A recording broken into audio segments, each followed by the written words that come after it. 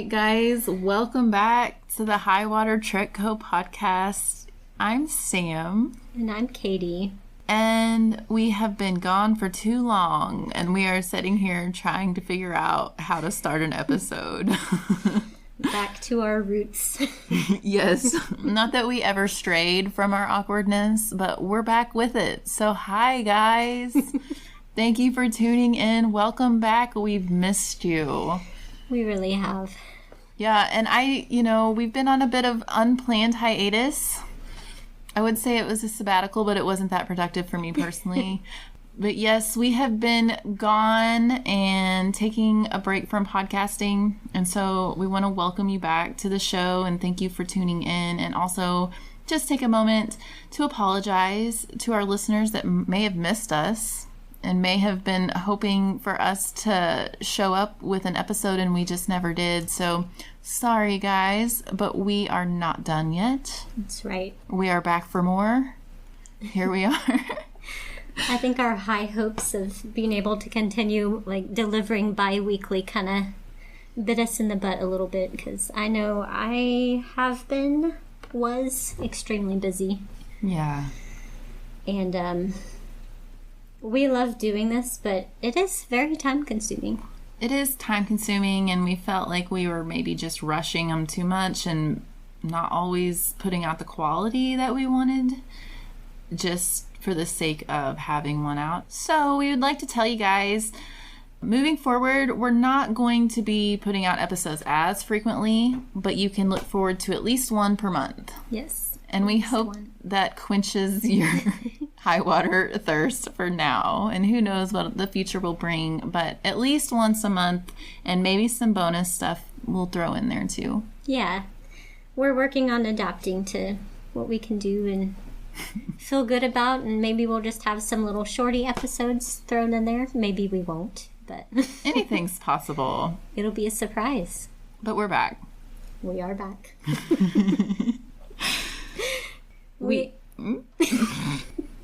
Go ahead. We also wanted to take a minute to shout out whoever wrote our very first written review on Apple Podcasts. Shout out! It took us a little while to see it, but it was so uplifting, and I just loved it so much. You have no idea how much it meant to us. To me. I shouldn't speak for you, but... No, for me as well. We don't necessarily just get notified if people leave reviews on our stuff, so we kind of randomly found it, and Katy did anyway and shared it with me, and it really was a bright spot for me to read that review. So thank you so much just for showing your appreciation, and know that we're holding you in our hearts here. It really meant a lot to us, so thank you. I wish we had some sort of ability to write back to you, but since we can't, feel free to reach out. If that was you that left us a review, feel free to find us on one of our social medias or emails or whatever and let us know. We'll send you a sticker or something. Yeah. We would love to. If that's you, let us know. You know who you are. Yeah. What else? Well, I think we're going to try to talk about some backpacking today. Kind of a different form of backpacking. Yeah, definitely. Some of you probably remember into summer, last fall, Katy really got to take an incredible trip, and we're going to talk about that today. Yes, the Camino de Santiago. It just has a beautiful ring to it, doesn't it? Yes. It sounds very... I don't even know the word. I wanted to call it the backpacking trip of a lifetime, but I suspect you'll have more grand ones. But it's a good one, I would say. It was a really good one. It was a trip that I took with my mom, which kind of added another layer. We've never really taken a trip like this before. We've done small weekend trips together, of course, and other things, but international travel together for what ended up being almost 2 months was a whole new avenue for us. And not just travel, yes, it is just travel, but not just the type of travel you think you get on a plane and you go and you take cars and you stay in hotels. You guys were backpacking, so that is, I think, even more of a complex type of travel than, just jet setting or whatever. Yeah. So the logistics. A lot of quality time for you and your mom. Yeah. which we'll get into that more too. Where shall we begin? Shall we talk a little bit about the history of the Camino? Sure. Okay. What can you tell us? So, a lot of you may have heard of the Camino. People call it like El Camino or Camino de Santiago. And it's actually not just like one trail, it's a ton of different routes. Some of them are within Spain, some of them come from surrounding countries like France and Portugal. But pretty much if you were to look up a map of the Camino de Santiago routes, you're going to see so many different options, which I kind of think is cool. Mm-hmm. They do all end up in the same place. The Camino Frances is the one that we originally planned to walk the whole thing, and that one basically runs from, it starts in France, kind of, you cross the border on your first or second day, depending on how you break it up. So it starts in France and then goes into Spain, all the way through Spain. Basically, it stretches across the entirety of Spain from the eastern border almost to the western coast. So it's the most popular, probably the most classic route, and also the most crowded for that reason. But the Camino, it basically traces the paths that pilgrims followed way back in the day. They would just leave their homes from wherever they lived in Europe and walk to Santiago. So Camino de Santiago translates to the Way of Santiago, which means St. James. And it's believed that the remains of St. James were found and then brought to where you end up in Santiago. Okay. And so that's why people wanted to make this trip, was they thought that his remains were found on the shores of northern Spain. In one of the routes, you can actually continue to that spot, which is, I don't know how to pronounce it, but it's like Finisterre. And also people used to believe that was where the world ended back in the day. Okay. So that's kind of an interesting trip extension. But anyway, they transported the bones to Santiago around 841. And then the massive cathedral there was actually built in honor of him. So that's kind of the reason why people would travel, is they wanted to go see the bones of St. James. So even today, I think for a lot of people, it is a spiritual journey rather than just like let's go hiking. It definitely has some spiritual significance, a lot of rooted in Christianity, but I think people from, all walks of life, all belief systems go. I've heard of people maybe going to like work through grief or, a divorce or some other big, life change. And so you run into a lot of that, but also a lot of kind of just tourists as well, which is fine. But so yeah.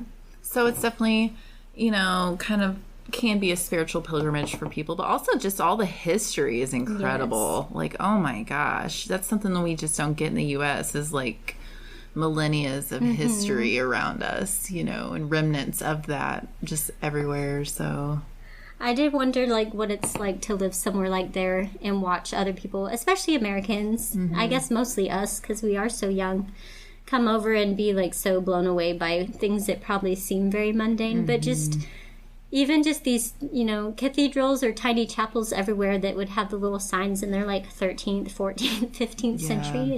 It's incredible. That's amazing. I would love that aspect of it. I love history anyway, so that is so cool to me. I followed a little bit along with Katy on our trip, and occasionally she'd like tell me somewhere she was at, so I got to like Google it and read about the history and stuff. It's super fascinating. So much to see. And I probably could have done a better job of looking up more history for you guys, but I do feel like if this is something that you're interested in and you're looking up, you're going to find so much information out there. So, yeah. I think that sums that up well. I'm sure we could talk about the history of the trail probably for hours, all on its own, Yeah. So. And, like I said, there are so many different routes. They all do end in Santiago, but the main thing is if you want to get your Compostela, which is basically like a certificate that says that you did it, you do have to walk like the last 100 kilometers regardless of which path you're on. You have to walk that like continuously, so no like skipping sections or taking taxis or whatever in order to get your Compostela. So you really can kind of plan around how much time you have and what your goal is. But that is if you're interested in getting the certificate, that's really the only requirement. Okay, interesting. It sounds like you can kind of make the trip depending on what your goals are, you can kind of get the trip you want out of it, just depending on what your goals are. It doesn't have to look any one particular way, or it doesn't have to be done one specific way, which you found out too. Yes. But we'll get into that as well. So it was a little bit more than a year ago that you launched off to start this trip. So a year ago, you were heavy into your planning. Yeah. Let me ask before we get into that, do people kind of tend to go a certain time of year, or is it a year long? I think it's kind of year long. Okay. Definitely a lot of spring, a lot of fall, I think, is the more pleasant weather. But a lot of people go in the middle of summer, too. Okay. Which I think I would die. Right. We had some decently hot weather at the beginning of our trip. So yeah. I can't imagine. But okay. I just wondered if there was like a specific season people kind of aim for. Just nice weather generally, but not necessarily, it sounds like. I do think if you go like later fall or try to go throughout the winter or wait too early in the spring, that you're going to run into a lot of the lodging being closed. Okay. That makes sense. It does have kind of like a, probably almost like similar to the seasons that some of our national parks have. Okay. I don't know, for sure, but okay. Definitely people still do it all through like October and I think into November. I think probably November's when you're going to start running into things being closed. Okay. Interesting. Well, how did you start planning a trip like this? What was your planning process like? Chaotic. It's so, I think as someone who lives in the United States, it's maybe even like a little bit more difficult than if you already live over there, because just traveling internationally can be such a big deal. So sorry. It's okay. I'm a disaster today.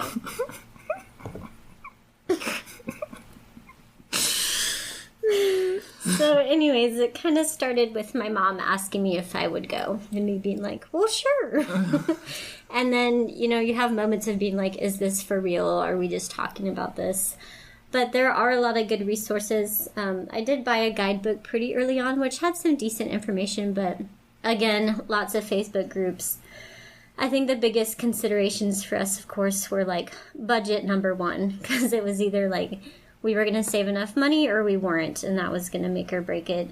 Also, just trying to choose what route you wanted to do. That's something I wish I had done more research on ahead of time. We just sort of were like, well, let's do the classic one. And we didn't think about it a whole lot beyond that. I think, looking back, both of us probably would have chosen a different route.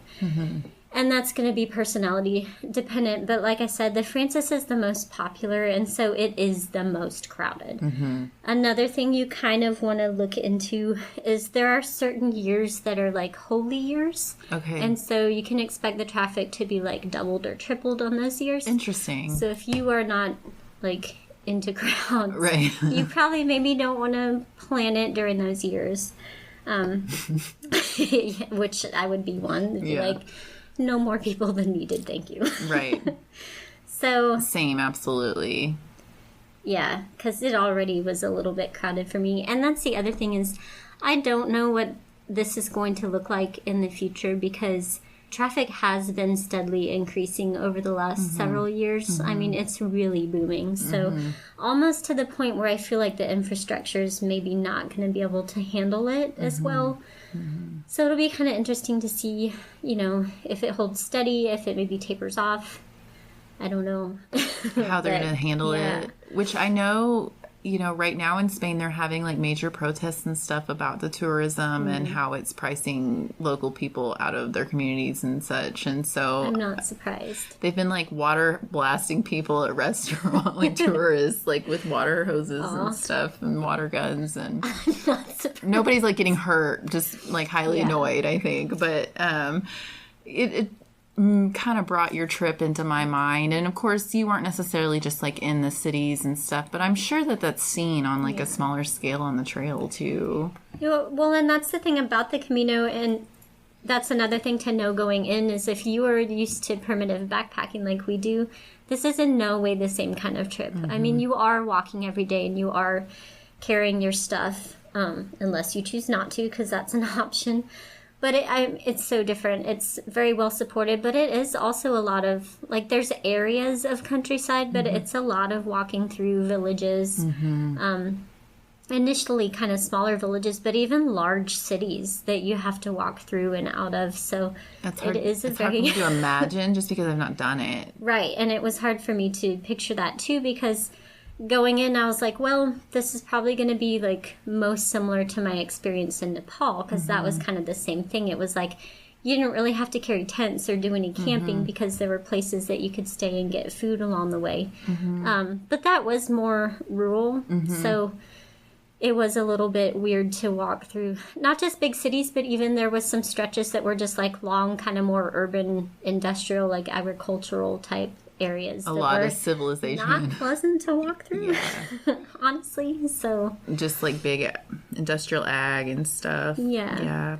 And that could be another thing that determines your route, because I know that there's the coastal route in Spain, which is more along the northern coast. There's one called the Primitivo that's supposed to be way more primitive. So you can adjust a little bit, but yeah, you're going to be walking through towns for sure. Huh, that's interesting. I wonder then, with like just reading the news reports recently, like how much of the trail tourism is a part of that, just out of curiosity. I would say it's a huge part. Really? Not entirely, but there's several routes, so it's pretty much, there's so few parts of Spain that aren't going to have a route going through them or very near them. Okay. So you got to think of like hundreds of thousands of people going through your area throughout that period of time. But the other thing is that people have kind of discovered, this is something that bothers pilgrims as well, because I think we get a little bit lumped in, but people have discovered that it is a cheap way to be a tourist. So there are people who have no interest in walking the route that are kind of using the route and staying at these like lower cost places and sending their suitcases on ahead. And so that is part of the problem, I think. See. Okay. That makes sense. I don't know, I don't necessarily know how many people are doing that, like what those numbers look like versus people who are actually walking the Camino. But it's hard to say. It's hard for them to know that, too. I know it's happening. So. That's interesting.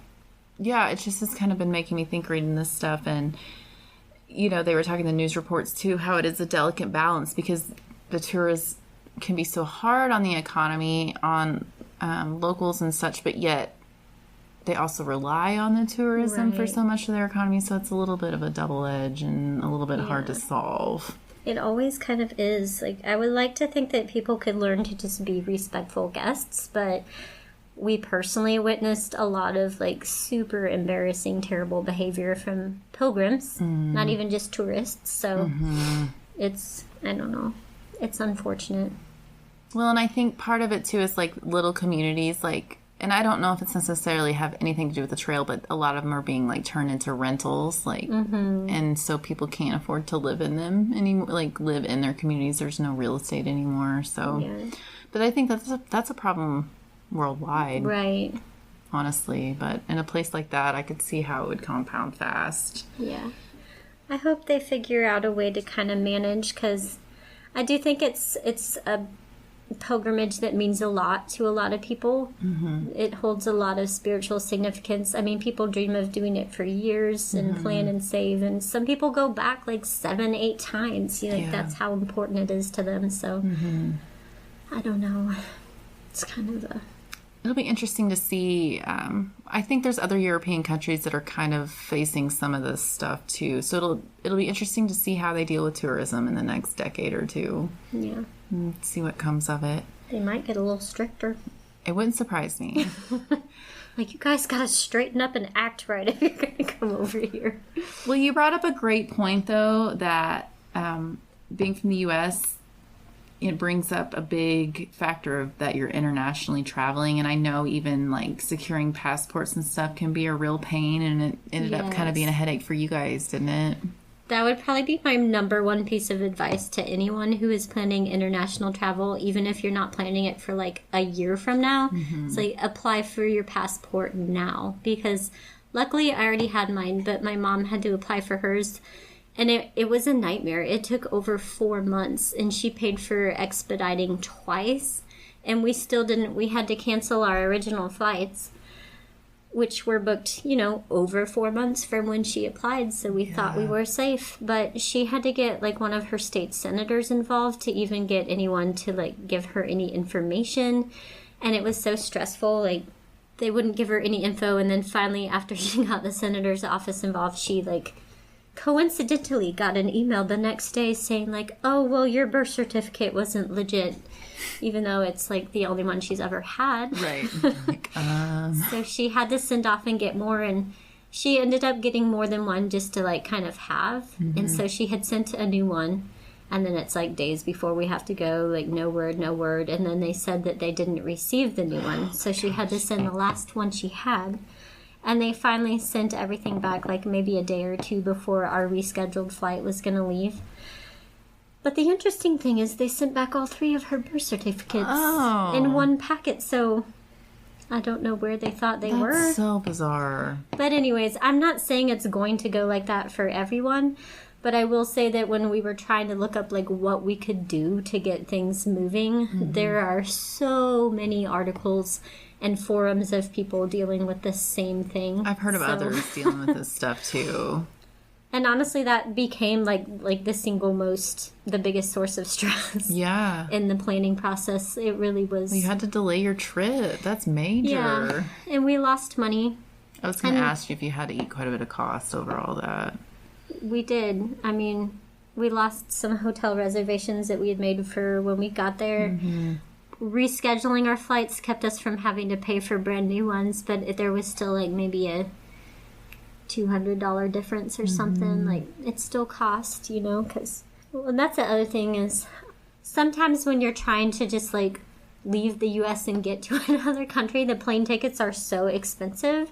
And so we're definitely ones that try to shop around and find as cheap as we can, because you don't want that to be the entirety of your budget.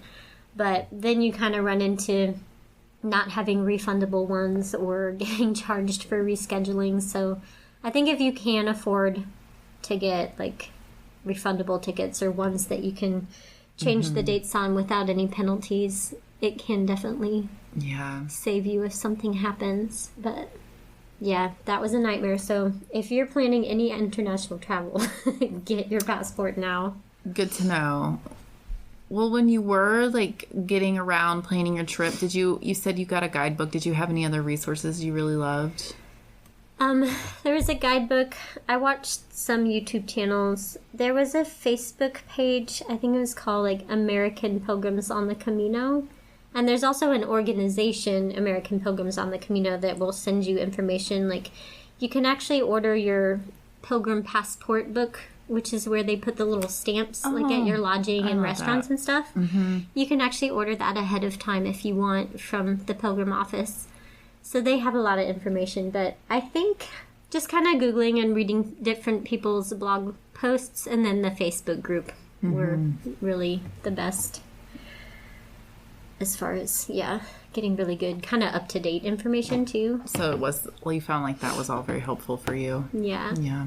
I mean, it's like with any Facebook book group. It's helpful and then sometimes it's not, but a lot of good info in there. Yeah. In the midst of some of the squabbling. Well, so how else did you prepare? I know you did all sorts of research. What did that process look like for you? What was on your mind? What were you considering?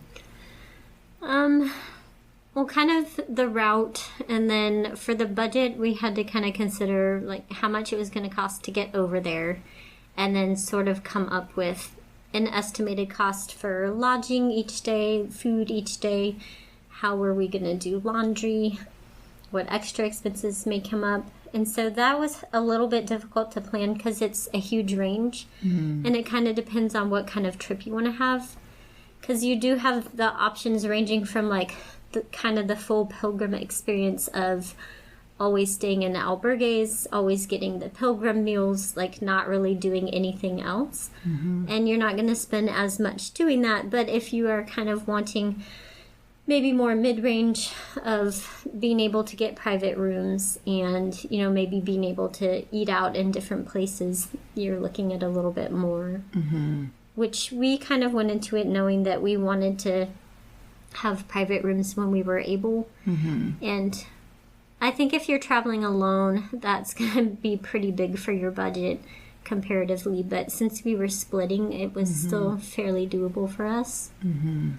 The other thing that I had to look into was kind of just like traveling, things like not being able to carry on trekking poles. So, and depending on what you want to bring, it can be risky to check baggage, but there's a lot of stuff you can't carry on. And if you're using trekking poles, that's a big one, which we were. And you can buy them there. There's places that you can buy these things.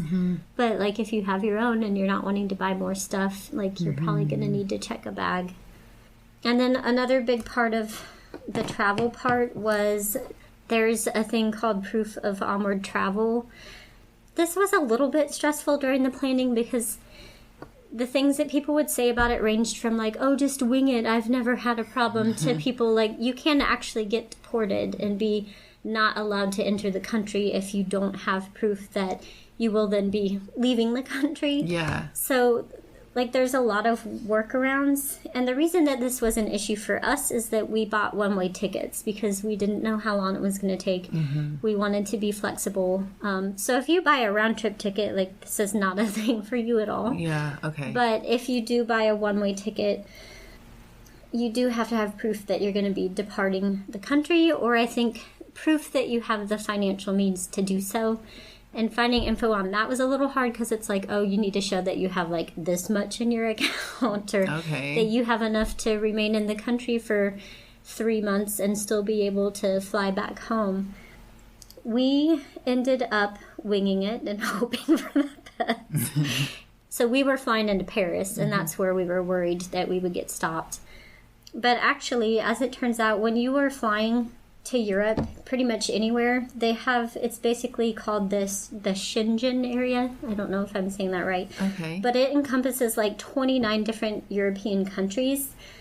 And so they kind of act as like a single jurisdiction. So how it works is that basically whichever country within that Schengen area you fly to first is where you're going to pass through immigration. So even though our final destination was Paris, we actually went through customs at Iceland on one of our stopovers. And I think that actually helped us out because when we went through, she just kind of was like, oh, what are you guys doing? You know, like asked a few questions about why we were traveling and all that. And they let us right on through, like, no problem. So Interesting. Maybe you have a better chance of not running into the proof of onward travel thing if you are not like doing a direct flight. I have no idea. I'm just wondering if that helps or helped us. So yeah, whichever one you pass through first is where you go through immigration. And then like when we got to Paris, there was no customs or anything. We just walked out the door and got a taxi. So anyways, I think it's something worth putting some thought into if you want the stress of kind of winging it and being scared of getting caught. Like, you can do that. You can buy, a lot of people say, well, just buy a refundable ticket, like, to anywhere. Like, if you're flying into France, find the cheapest flight you can from, like, France to Spain, or, you know, something like that, and then refund it.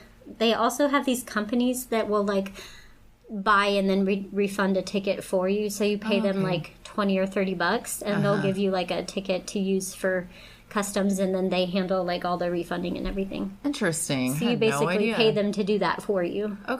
So there are options if you don't want to book your return flight. That sounds like it would stress me out. I was really stressed. And I had texted my mom and she's like, we'll be fine.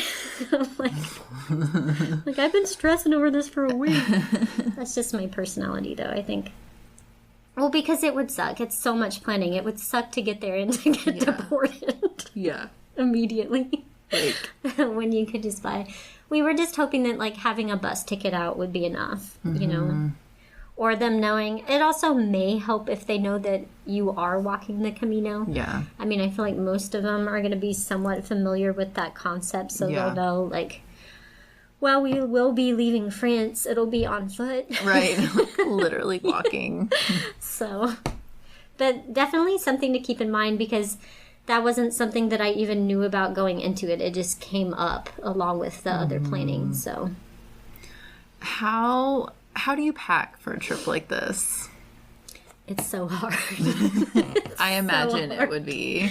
I mean, what I can tell you gear-wise is that you are not going to do any actual primitive camping. Like, that's really not a thing in Spain at all. There's maybe a couple campgrounds I saw, but I think most of the time it's not even permitted. So, like, you don't need a tent and all of that stuff. You don't need cooking supplies. You're going to walk every day, so you essentially need, like, what's going to keep you comfortable walking every day in variable weather. And that's mostly it. Like, you're going to have towns along the way. You're going to have food available to buy. You're going to have meals available to buy. So your personal hygiene items, if I could do it again, I'd probably pack less than I did. Okay. Only because, now if you're only staying in albergues, I would go ahead and bring probably whatever you want. Mm-hmm. Unless you just want to buy it at the pharmacies, because that's the other thing, is there's pharmacies everywhere and they have so much good stuff. Yeah. They were like kind of surprisingly one of my favorite things. Yeah. But also, if you are getting some private rooms along the way, they almost all have like little shampoos and conditioners and soaps, so you can pick some of that stuff up. Yeah.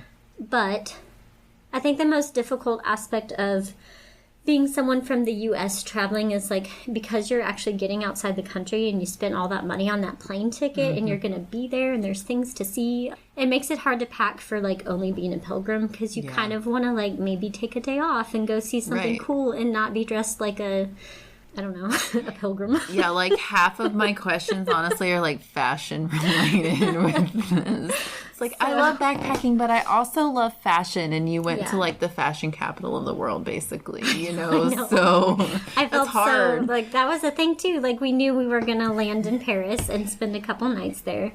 So it's like, well, I don't want to just wear my leggings and my ratty tank top that I'm going to hike in and my, like, terrible sports bra that gives me uni boob, like... But I think we both kind of brought outfits that were versatile. Mm-hmm. I do have a gear list that I will share, but I'll say clothes-wise, I did bring kind of like 2 changes of hiking clothes, and then I guess the extra that I brought was like kind of a lightweight little merino dress. Mm-hmm. So it sort of was versatile, and that like it was cute enough that it was like a good option for days off, but it still was merino, so it was possible to hike in it. I actually used it as pajamas a lot. I'm not going to lie. So that was my option. I think a lot of people maybe bring like a pair of leggings and a tunic or a dress or something. If you're a woman, I guess. Right. I can't speak for what men bring or if they even care as much. I don't know. But you found room to stick a dress in there. That was my option. Yeah. And that's the thing, is clothes are heavy, but you really got to think about the experience you want to have. And if you want something nicer to pop on when you have days in town, which you'll likely have unless you are just really serious about walking straight through and not really exploring much, you know. I guess it is person dependent, but... True. And some people really don't care. Yeah.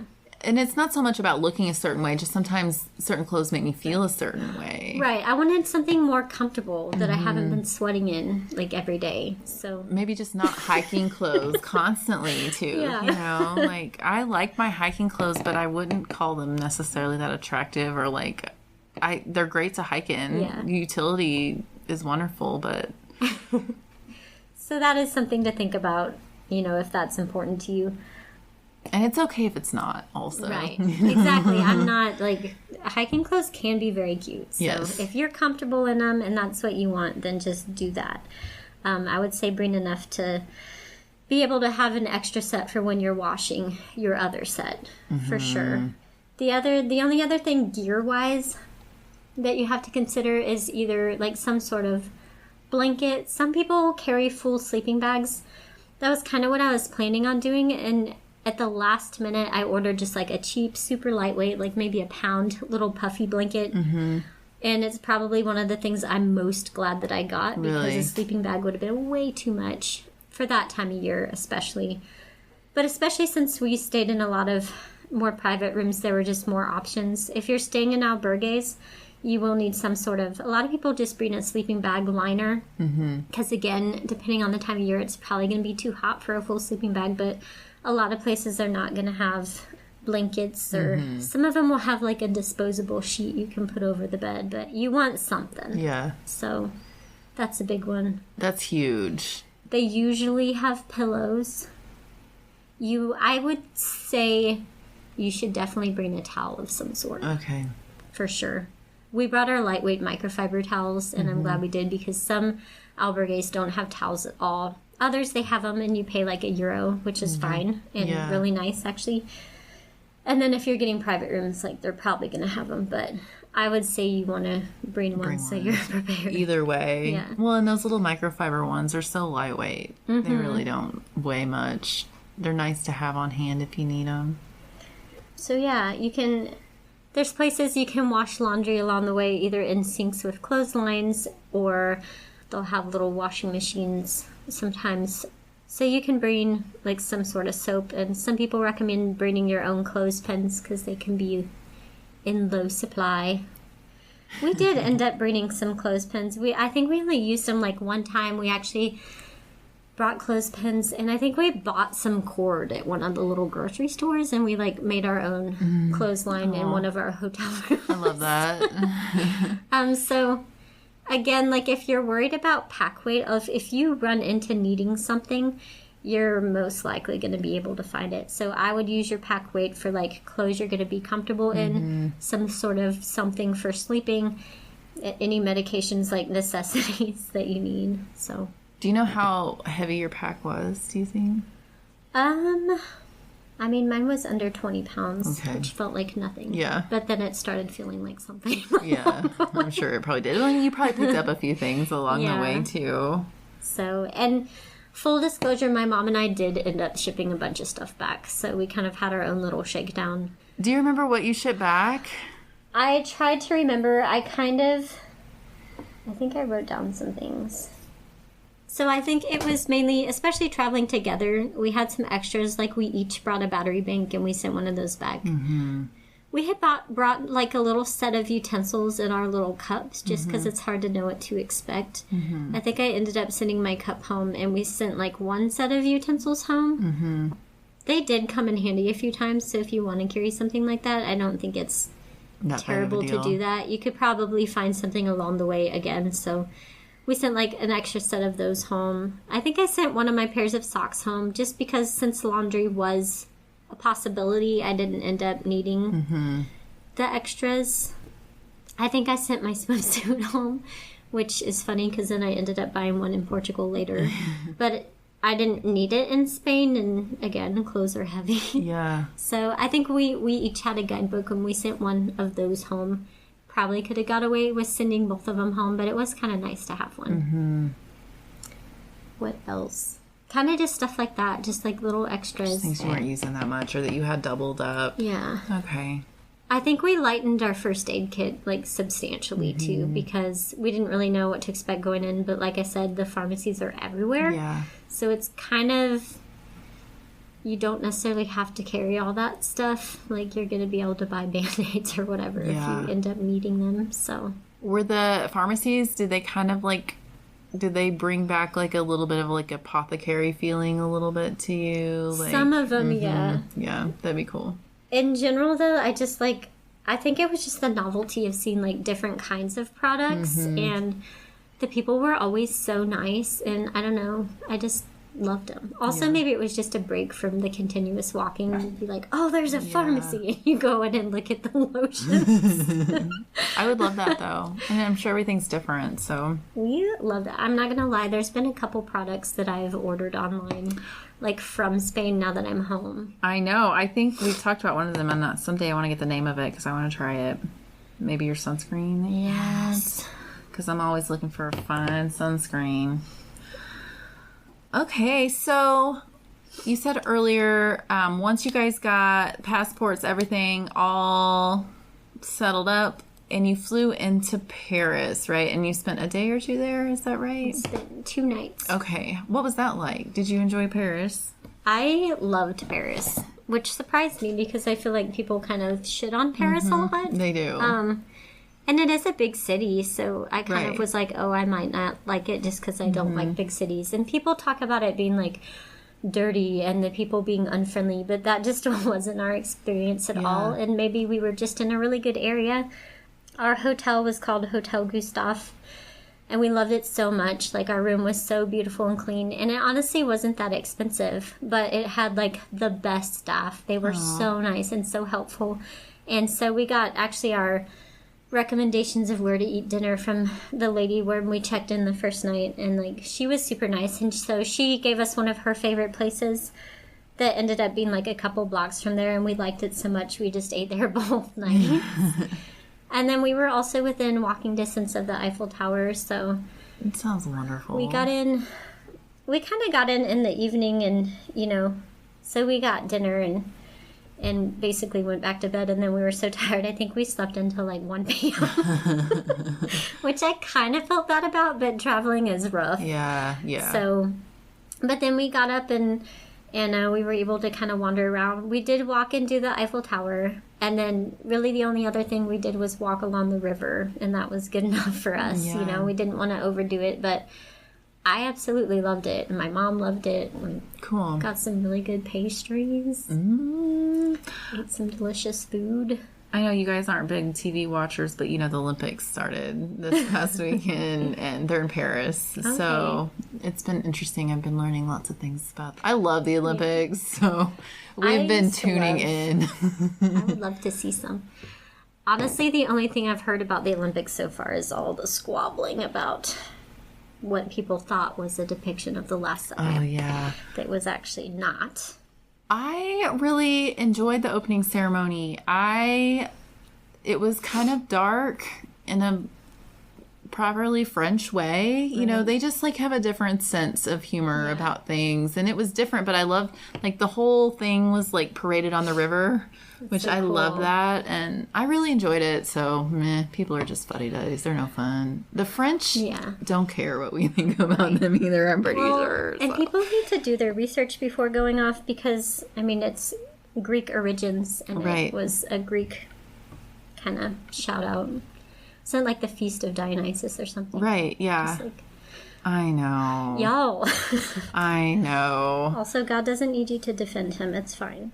They had like a headless Marie Antoinette, which I loved. And they also had like this crazy water horse that like ran down the river. It was like not a real horse, but it was just cool and different and kind of really artsy and I think modern. And That would have been super cool to see in person. yes, I think so too. Yeah, we do like the Olympics in my house. Simone Biles is awesome. But anyway.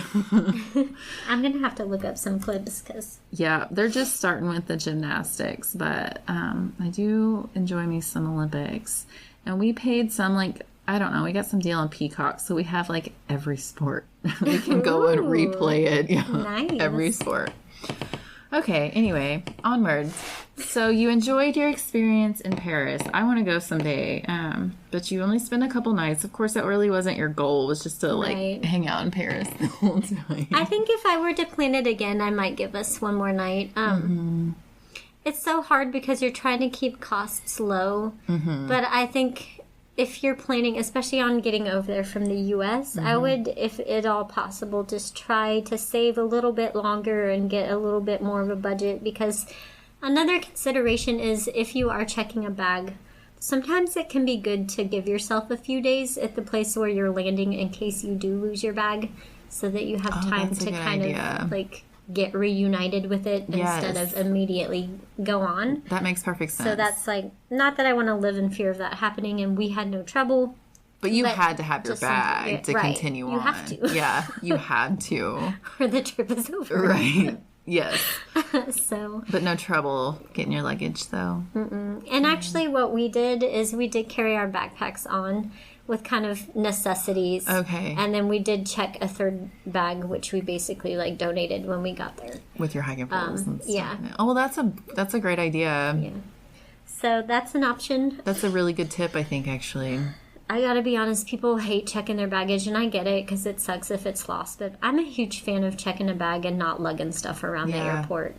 whenever I went to Nepal, I brought everything I was going to have for the entire trip with me. Yeah. And I had a 12-hour layover in China that I just had to keep lugging that stupid heavy bag the entire time. And I felt like I couldn't just relax because you can only sit for so long. But then if I had to walk, I had to carry my bag. And it was so heavy. But to each their own. That's just... Totally agree. Also, though, it's nice...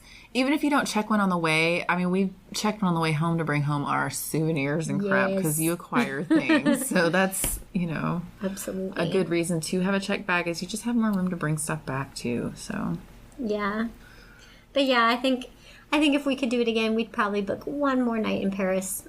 Also, our budget just kind of was what it was, so it's probably okay that we didn't have an extra. But save that for your Paris trip someday. We loved it. Yeah. Really enjoyed it. I don't know how long I would enjoy staying there, but for what we did, it was super relaxed for us. And the people actually were all super nice to us. So good. Well, you guys are nice people. I know there's some ignoramuses that show up and they probably asked to be mistreated because they're mistreating people. They're probably Americans. Damn it. Anyway. Okay, so let's get into the nitty-gritty a little bit. Tell me what it was like, actually, like, walking, backpacking. You left Paris, and then what happened?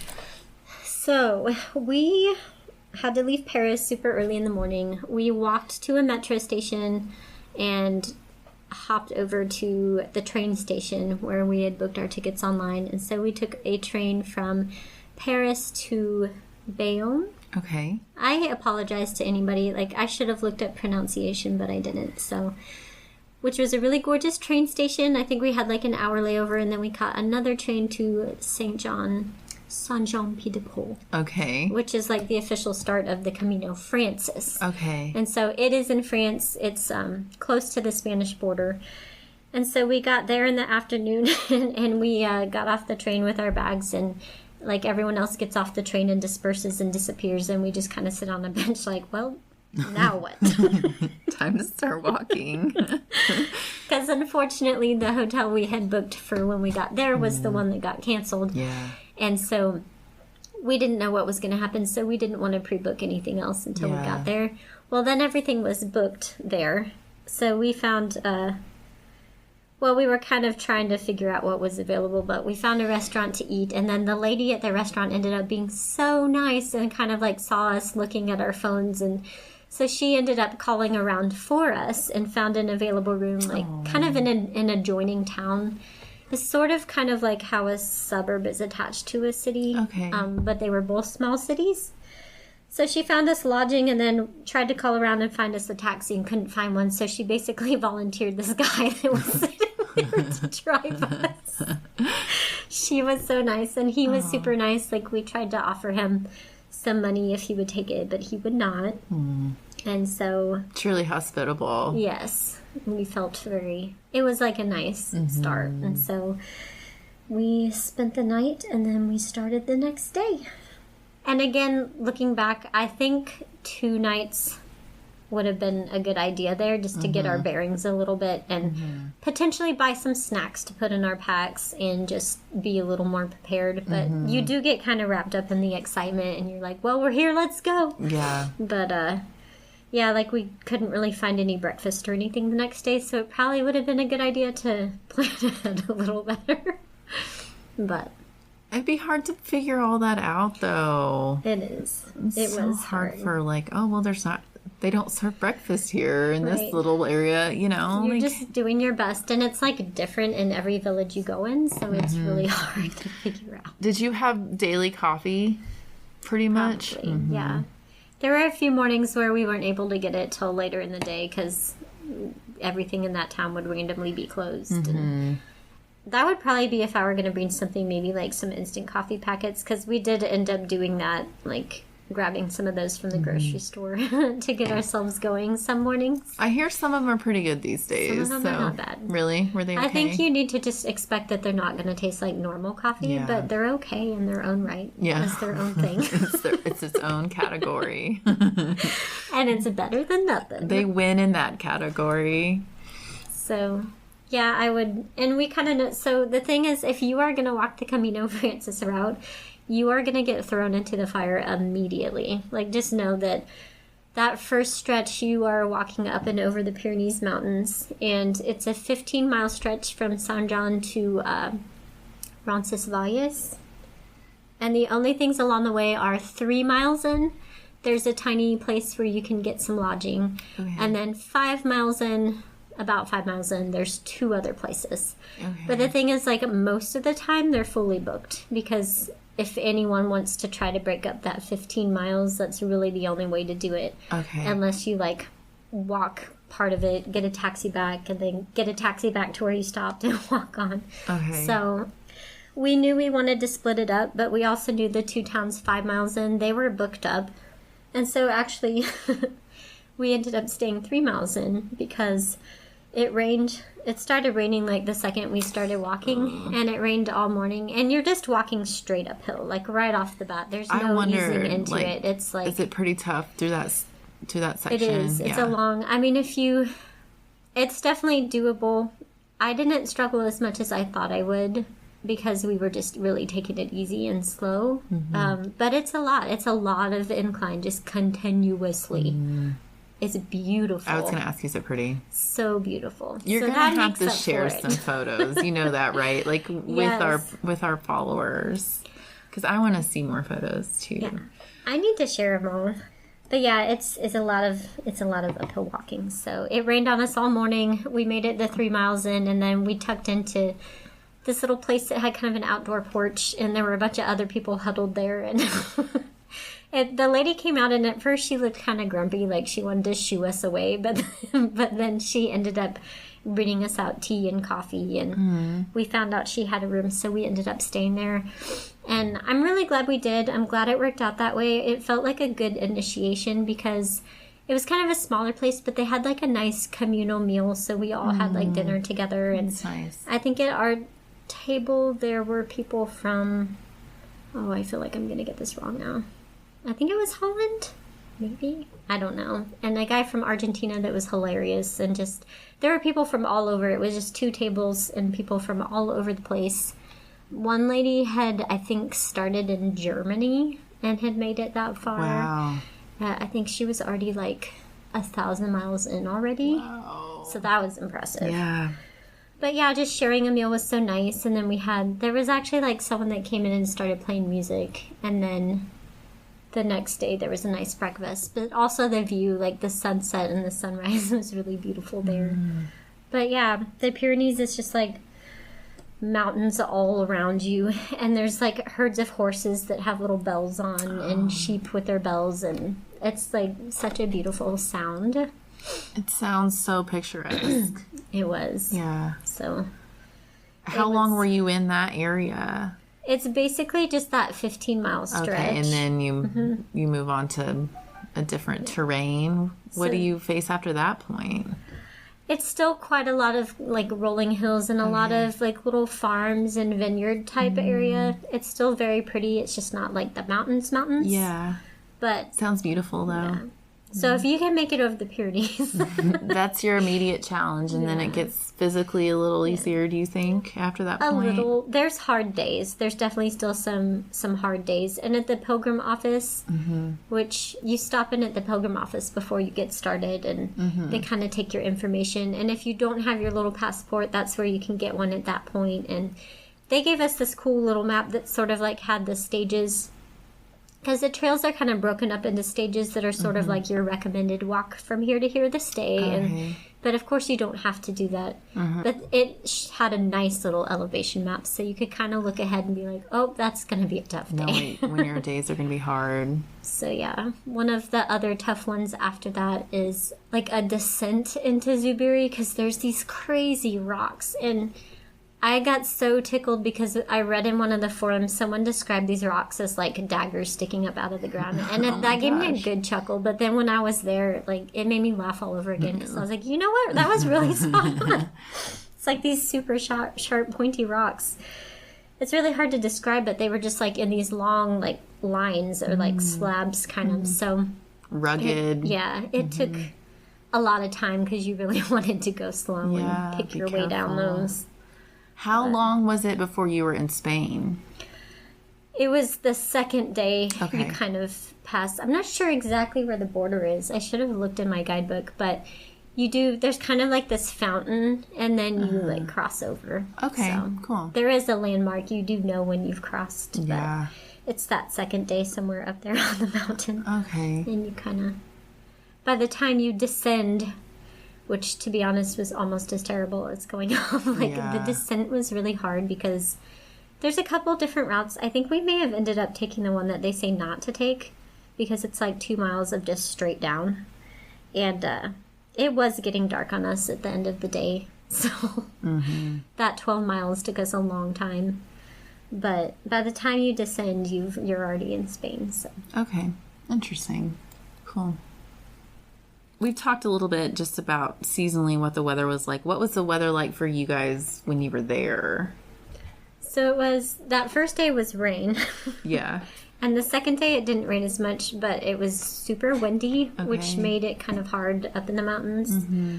But I would say like on the entire trip, which was almost 2 months, that we had maybe 3 days of rain. That's pretty amazing. So not a lot of rain. And that's what I was hoping for going in when I looked up the weather. They did say that September was kind of a lower rainfall month. Okay. Heat-wise, it was kind of variable.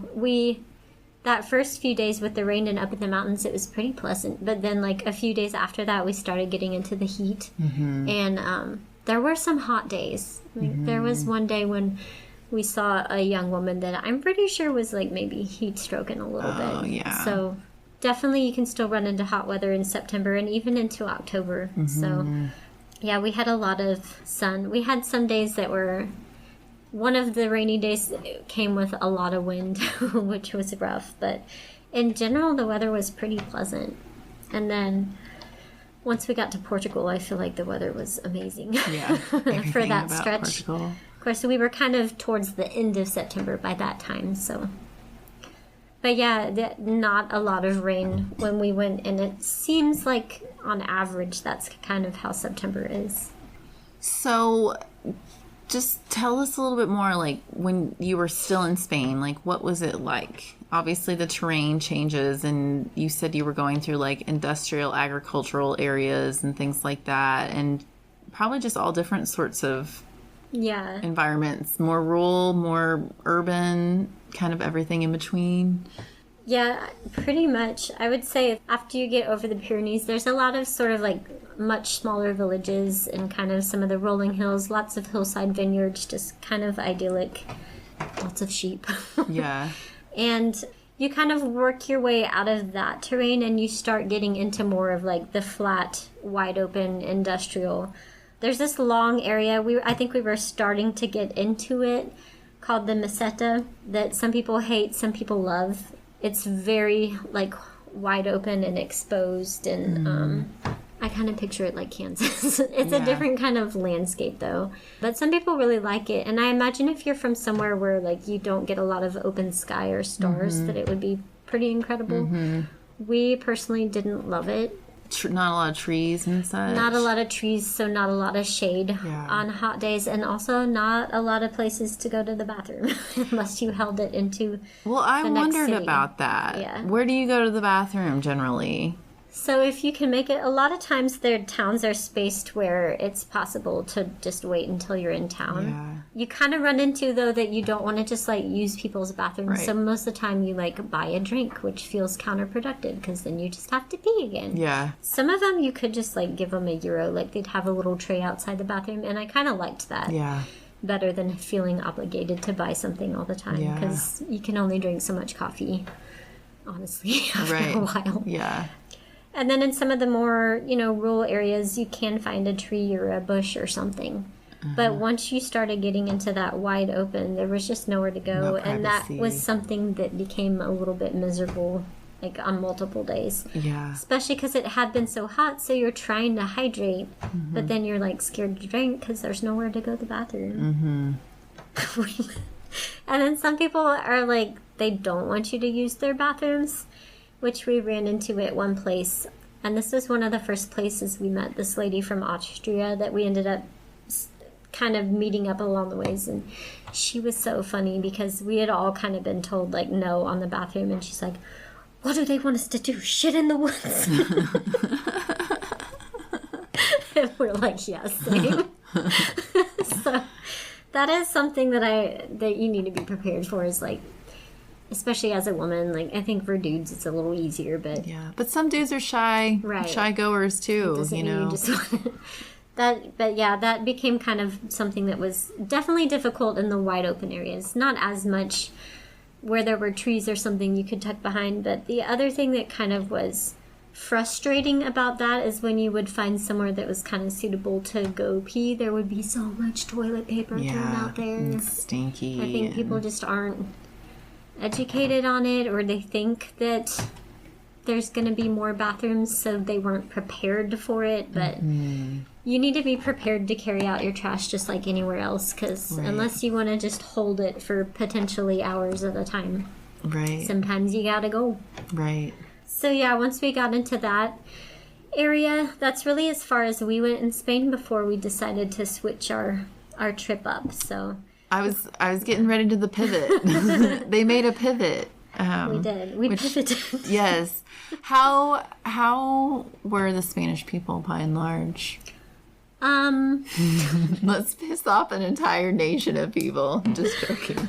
Don't do There that. were some very nice ones. I will say, towards the end of the trip, we were feeling a bit exasperated because I'm sure there's things that we all do that are wrong, that are probably irritating to them, but we really did do our best. Like, we tried to communicate in Spanish as much as possible. Like, we picked up our trash. I felt like we did our best to be respectful and not, like, impose. But towards the end of the trip, we were kind of laughing about how we just kind of felt like we were in trouble at all times. Like, your dad was mad at and you. I don't really know how else to describe it. You know, I can it's see like, that. Sometimes you'd walk in somewhere and they just look at you and you're like, what did I do? Well, the sad thing of it is, too, you know, and this can be the case right here in the United States, is like when you're part of a group, you know, or a populace, like of people that are coming in, you get grouped in with them too. Right. So even though like you and your mom are super respectful, always going to clean up after yourselves, like the most respectful visitors you can imagine to their country, to them, you're just more of the same. They've had it already. And I get it. Like, I don't think that I would like to live in a tourist heavy area like that.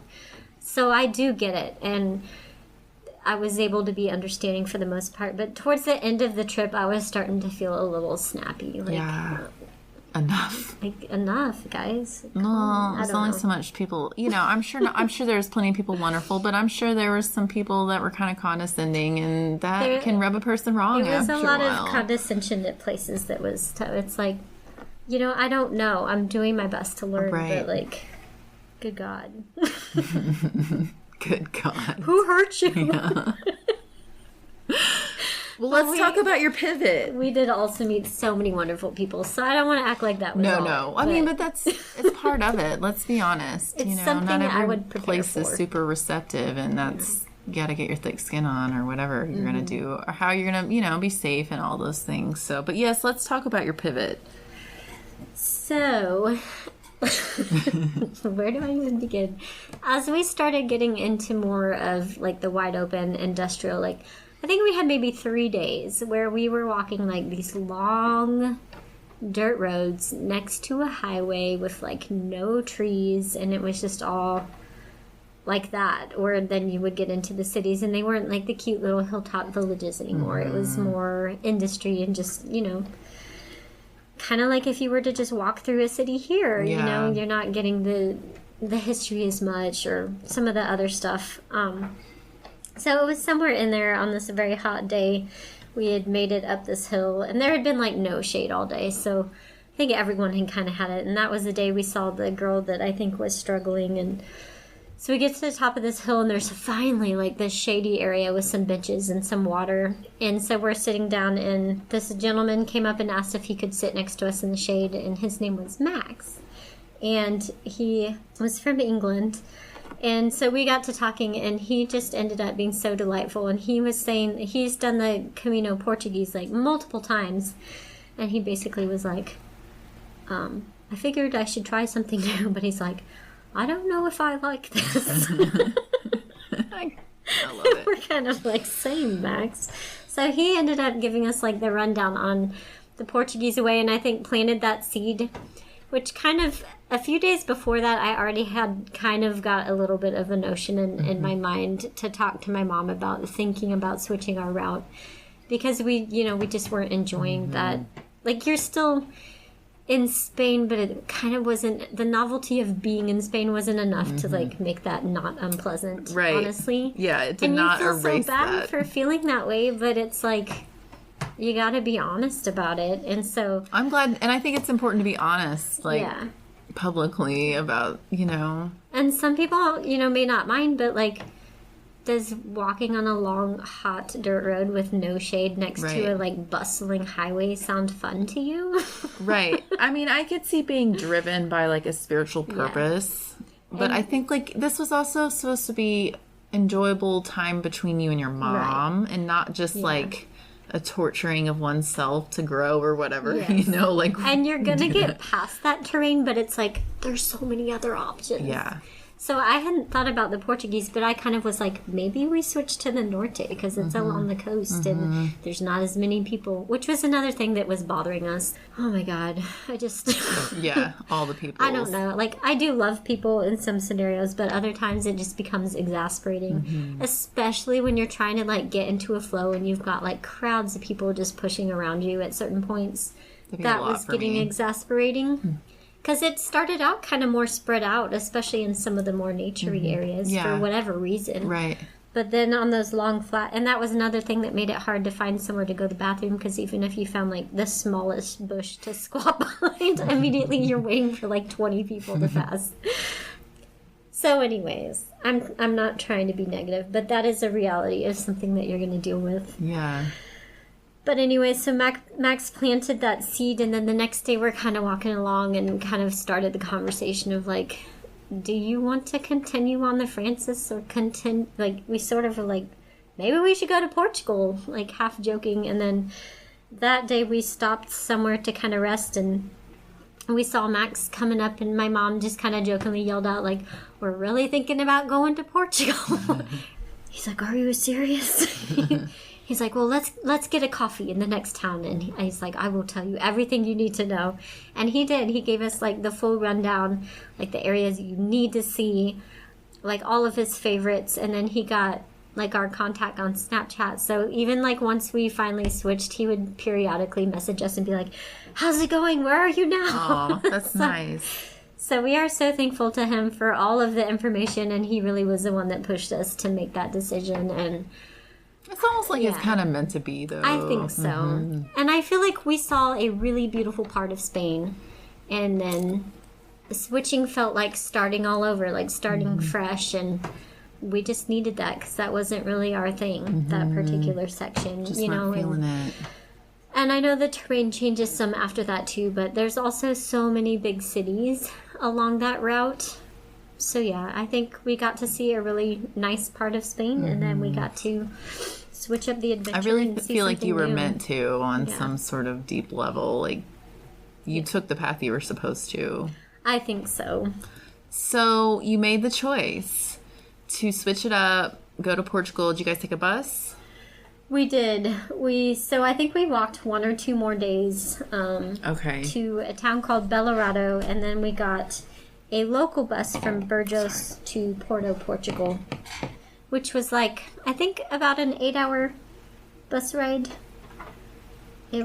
Something like that. Pretty good bus ride. It was a day, and it started out, it was really funny because we booked our bus tickets online, and then we show up on time, like super early at the station the next morning, and like our bus just doesn't come, and so we start trying to find the information, like, oh, maybe they rescheduled or they're late or whatever, but they weren't listed online, like, at all. And so I was kind of like, oh, what have I done to us? But the people that worked at the bus station were so nice, and they ended up like asking this other bus driver about it, because he was able to communicate, and he's like, oh, they're running behind, like they should be here at this time. And then those people were like so nice about like when the bus came, they like wave us over and like make sure we get on the right bus. That's nice. They have people looking out for you a little. Yeah, I really appreciated that, because we were sitting there like, well, we don't know. Here we are. But yeah, it was about 8 hours, and it was like really pretty scenery. It stopped one time, and they dropped us off at this station, and they told us when they would be back, but we couldn't really understand what they were saying. We're like, did he say 15 minutes or 50 minutes? What did he say? And it ended up being like over an hour. So again, we were just sitting at this bus station like, well, we hope they're coming back. But they did. And so we went to Porto in Portugal. Okay. To begin. In Portugal, there's a couple different routes. I think there's the central and the coastal. And we were on the coastal, but I think it actually does start farther south. But we started in Porto because we kind of knew, like, we maybe have 2 more weeks to give to this, or like time-wise. But the other thing was, it wasn't just the Portuguese route. It was do the Portuguese route, and then Max said you have to do like the Variante Espiritual, because it, like, once you get back into Spain, it kind of stays a little bit on the western side, but you go through like this beautiful forest, and you also go through this like kind of very classic Galician town, which was a part of the culture that I really wanted to see, because I think we have some roots there. So I was really happy to go through that. But he was like, you have to do this. So you go through that, and then you end up getting to like this river town, sort of. Well, coastal, kind of. It's hard to describe. I think it's like one of those rivers that goes into this thing. But anyways, you get to take a boat ride through kind of this like channel, and then you get dropped off at this other town, and then you make your way like up to where you finish. Okay. So he was like, you have to do that. It's the best. And we're like, well, that sounds good to us. It sounds cool. So we did do that, and I would highly recommend it. That sounds awesome. So, and from what you've told me and a few pictures that I've seen, Portugal was just incredible. We fell in love with it immediately, and it's kind of one of those, I feel like if you've ever experienced this, you're going to know what I'm talking about. Like, but some places you go to them and you really like them, like as a place, or you really love them as a place. But other places you go to and you just feel so connected. Yes, absolutely. And it's like kind of almost a sense of home. And that's how Portugal felt for whatever reason. Like, we both just fell head over heels, but it was such a connected feeling. It was just like, you know, and I don't know if it just was so different or we were meant to be there, but maybe we had some ancestors that moved through there, but it just... Genetic memory is real. It's a real thing. It was like instant connection, though, which was really beautiful. After kind of the tougher, like, last few days that we had in Spain, we were just like... It really was meant to be. Felt like we could breathe. You were called there for some reason. Yeah. So you guys spent a lot of time walking near the coast, right? Like, her pictures, you guys, I can't wait for her to share some of them because it's incredible. And I felt like the coastal route, excuse me, was much more forgiving because you do know that you're just heading up the coast, like heading north. So there were parts of the trail that would swing more inland, but we would literally just walk up the beach for miles. And then, like, as we were getting kind of close to where we needed to be, we would pull up the map and, like, navigate back over to the town. Because we just loved walking up the beach. Yeah. And they had lots of boardwalks and lots of restaurants along the beach. So it was gorgeous. It looks ancient also, you know, in the best way. Yeah. And wild. Like, there's different kinds of ocean vibes, and this was a wild ocean. I love that. Yes. Like, oh man, the power. We had a full moon night, I think. And that, you want to talk about some energy. Yeah, I bet. With the tides. And there was one day that was super foggy as we were walking. And it just, I don't know. I just loved it so much. You guys got to swim in the sea. We did. I ended up buying a swimsuit because I had sent mine back in Spain. But you like freaking love that swimsuit though, don't you? I love it like so much. So meant to be yours out. Also, you know? Yeah. But also the other thing I will say is that the Portuguese people were so nice. And so, like, the whole kind of energy was just really laid back, really calm, very active. There were a lot of just, like, boardwalks and exercise equipment and stuff along the beach, and people were always out walking and biking and running and working out. And something that really stood out to us was, like, the friendship between men. Like, you would see these men just, like, come up and greet each other and hug each other, and then they would go for a walk together. Oh, that's so good. Or, like, you would see them running together or, like, having lunch together. And I feel like I don't see that a lot here. Or at least not as open. I don't know. I feel like I even noticed it more when I was young, as a kid. Yeah. And I don't notice it as much anymore, you know. And they say, like, in, like, healing men, like, other men are the key, you know, which... I thought it was really beautiful. I mean, like, it was enough of a thing that it really stood out to us of, like, look at these beautiful friendships between men all around us. I think other male connection is so important for men. So that sounds wonderful. And just healthy for all relationships. Yeah. Such a good model for all relationships, you know. That sounds really cool. It's really nice to see. You've, like, inspired me. Someday I hope to go to Portugal. You should. I would go back in a heartbeat. Okay, get my suitcase. I think you would love it. Yeah. I definitely do.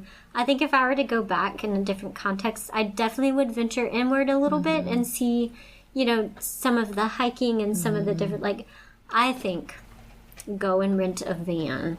So you can, like, drive in, do some hiking, see some of the ruins and cool stuff, and then camp on the beach. That sounds amazing. And there was more camping there.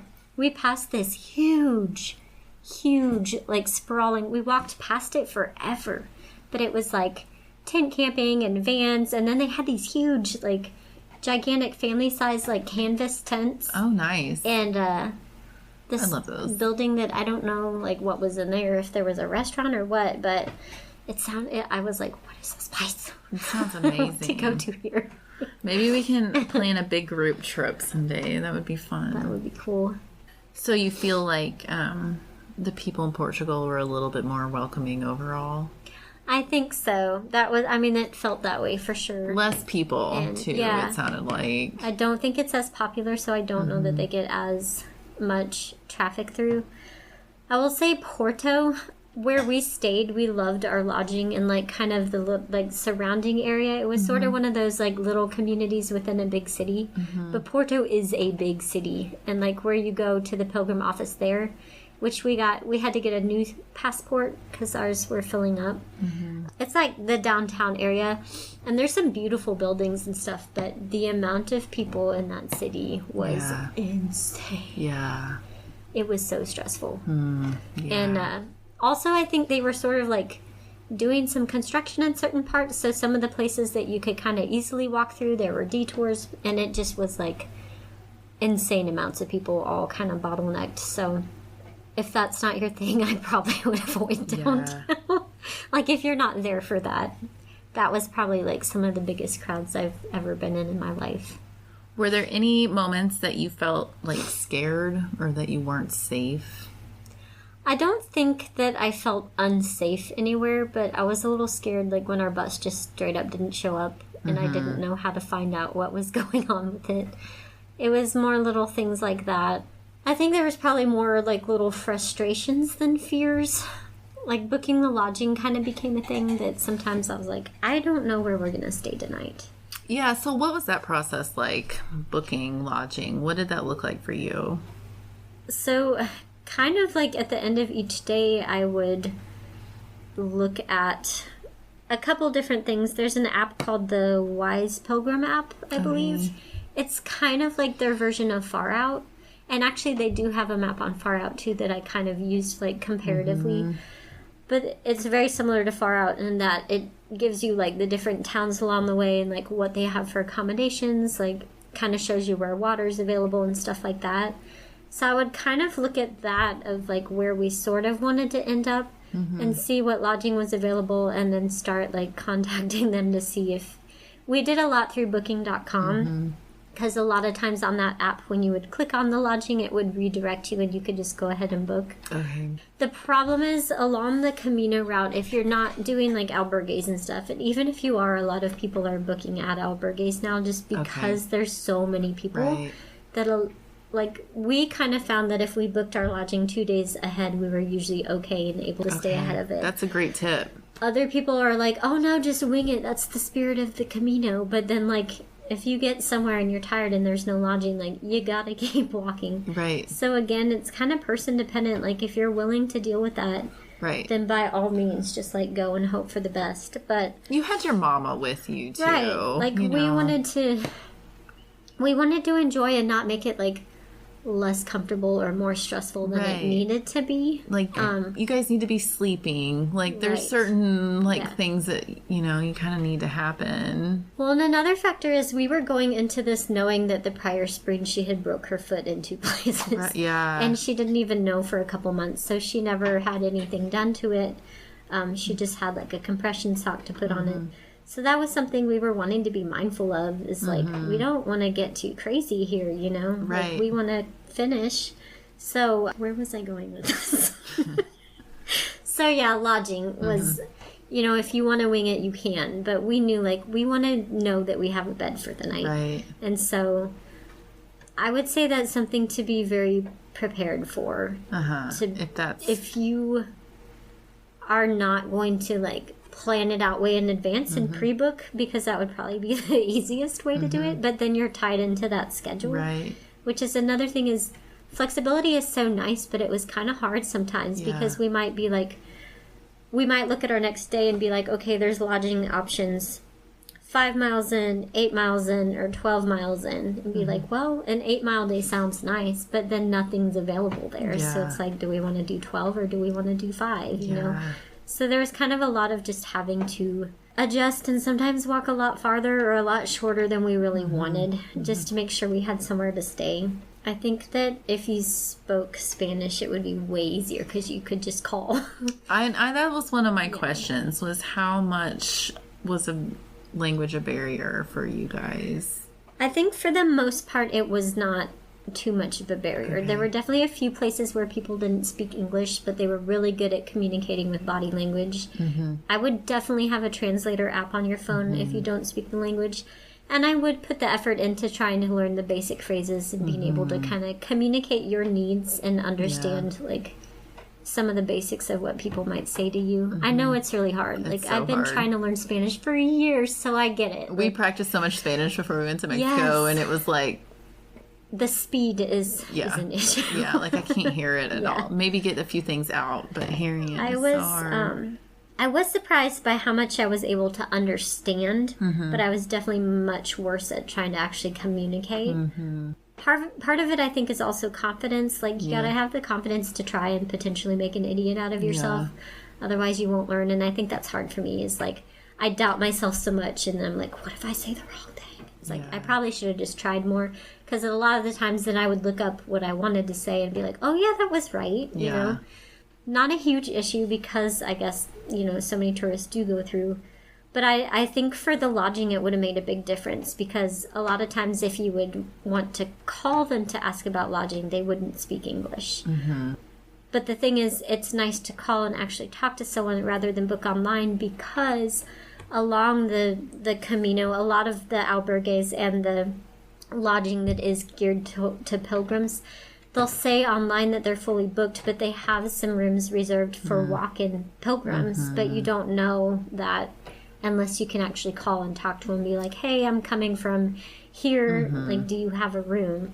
So, but it really was like a day-to-day concern, like figure it out every day. It's a new figure it out situation. And I mean, I can see like being really young, like with a friend or something, and you wouldn't care maybe as much. Right. I would probably not care nearly as much when I was younger than I would now.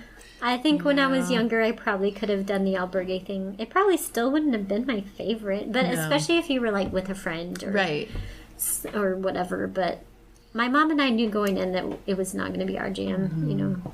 She's like, I have to go to the bathroom in the middle of the night. And honestly, you know, she was like, because of my age, and I'm like, Mom, well, I also have to go to the bathroom. Well, and sleep is important to me now. Like, I could get by when I was younger on not sleeping much, and I really don't do it very well anymore. I fall apart. Yeah, exactly. Like, I don't even come together in the morning, much less have the chance to fall apart. So that's going to be specific to the individual. And I will say, we did have to stay in albergues a few times. One of the experiences was absolutely awful, and one of them was fine. Mm-hmm. So it depends on the place too, and who's there that night, probably, of like how what the experience and how big they are.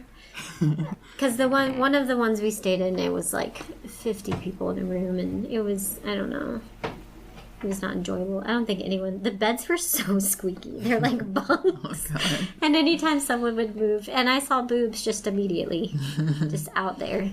Which is fine. I was like, okay, go you. But, and they're co-ed, so if that's something that would bother you, it's another thing to consider. Like, that's not, you can't just demand that the men sleep elsewhere. Yeah. I mean, it's not like anyone was disrespectful. It's just that when you have that many people in a room and they're all tired and stinky and there's gear everywhere and it's loud. Yeah. Like, I don't think either of us slept at all. Yeah. And there was no breakfast. There was no coffee. And it rained that day leaving. That sounds rough. And we paid to wash our clothes, and then the thing was broken, and so they never got dry. So we had wet clothes strapped to the outside of our packs, and it rained all morning. And oh my! We got to our next lodging like way earlier than we were meant to, but that lady took one look at us, and I think she had mercy. Come in here, yeah. She's like, bless your hearts. But anyways, the other two experiences were really wonderful because one of them was at it was attached to this super old church, and it was run by the Sisters of the Sacred Heart. And that experience was it was so good.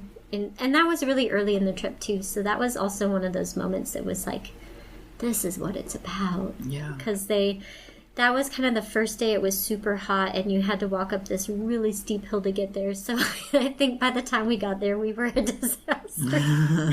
And we walk in the door, and they're like, "Oh my gosh, sit, take your pack off," and they bring us cold herbal tea. And it was a husband and wife that kind of ran it, and they also had a really nice community meal. They had some sort of soup made with chickpeas and peppers and I think spicy chorizo sausage. Oh my gosh, it was so good. That sounds good. So that was a great experience. And then the other one was a very tiny town.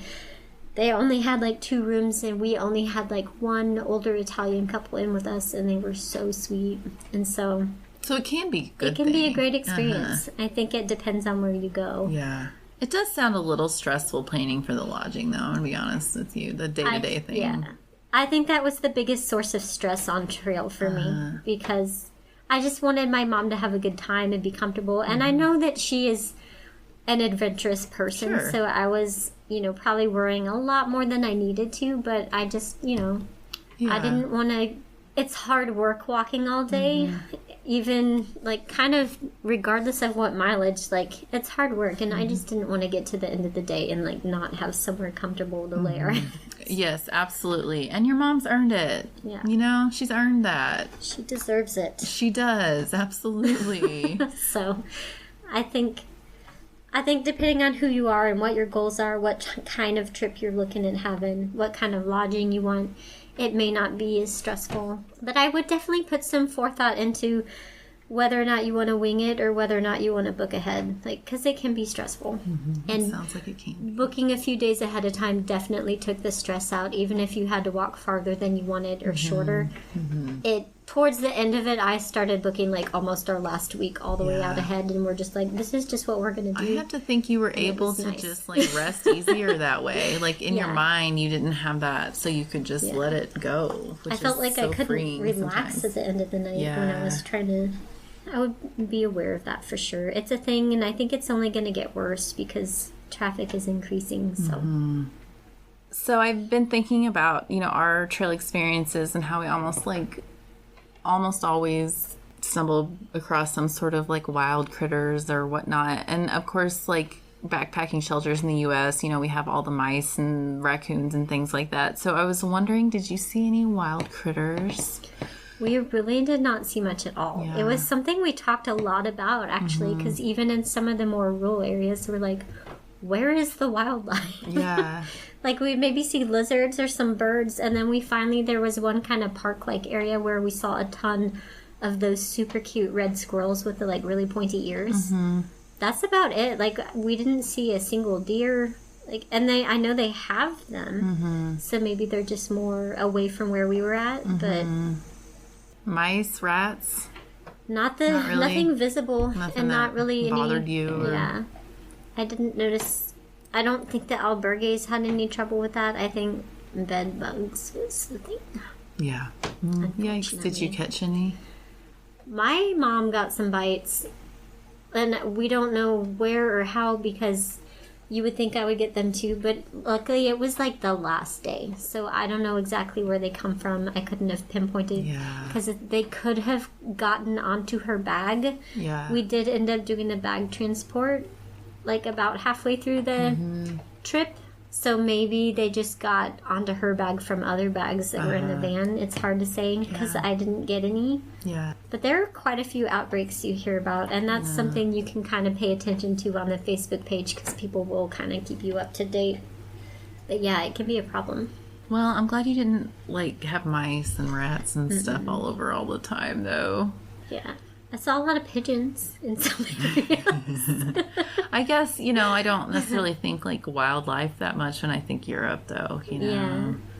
I was kind of hoping I would see it. I mean, some of the horses on the Pyrenees, I think, are wild herds, but not all of them. So that was kind of cool. I guess that's something we do have going for us in the United States, is we have wilderness in spades. Yeah. Even some of the more, I will say, if you would like the opportunity to see more nature, anytime there's an alternative route, I would try to plan to take it. Okay. And like, Great if you tip. have a guidebook, they're marked in green. Sometimes they're a little longer, sometimes they're shorter or the same, but they're usually going to take you through more nature, what's available. So we did one called Jacob's Way at one point that was we really enjoyed that. I feel like the timing of it was perfect, because we were maybe getting a little bit fed up with too many people, and then we saw maybe like 4 people on that all day, so it was a really nice break. But yeah, take the alternates if you want to potentially see more like rivers or woods. I don't think we've talked about this on the episode, although I know we've talked about it. What did you wear on your feet? Okay, so I brought... I feel like my stomach's getting ready to growl. I actually stressed over my shoe situation a little bit, because like the spring before this trip, I randomly started transitioning to barefoot style shoes. And so I kept looking up a bunch of information. I just kind of was like, am I transitioned enough, or is this going to be really irresponsible to try to take off and do this in barefoot style shoes when it's like not even been a year? Ultimately, I decided to go for it with the thought that, like, if it really becomes an issue, I will buy different shoes along the way somewhere. So I brought my barefoot sandals and my trail runners, and then I did go ahead and bring my, like, hiking boot style. They're all 3 super lightweight, flexible shoes. None of them are waterproof. I probably could have got away with just bringing the trail runners and the sandals. I personally didn't find it all that necessary to wear the higher tops. Beyond, you know, like doing the Pyrenees and a few random days in there that had rougher terrain. So I think it's kind of what you're comfortable with. I think 2 pairs of shoes is fine. I didn't necessarily regret bringing them. I did wear all 3 pairs. I kind of alternated through. Once we got to Portugal, I definitely wore my sandals a lot more, but I really ended up feeling happy about that choice. I didn't have any problems, really. I would say there was one day we ended up kind of accidentally walking 17 miles, and I felt like kind of a little bit of discomfort in my Achilles tendon, but that might have happened anyways. Yeah, I feel like it doesn't really matter what shoes you have on 17 days. It'll make you tired. It was a long day. I'm proud of my mom. No, I felt really bad. Did you bring home, I know, well, we talked a little bit about, I brought up your swimsuit, and we talked a little bit about some neat just like European items you find. Did you bring home any other cool souvenirs? I got my swimsuit, and I got this super cute cover up that kind of goes over it. I also got, what did I get?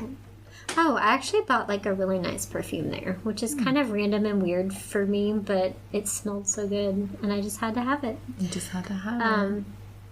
I brought a couple things for my husband, like some of the little maps and stuff they gave us were like souvenir enough, but I got like the Camino shell symbol that you see a lot, like made out of metal. It was kind of pretty. That's cool. I got a map. I'll show it to you.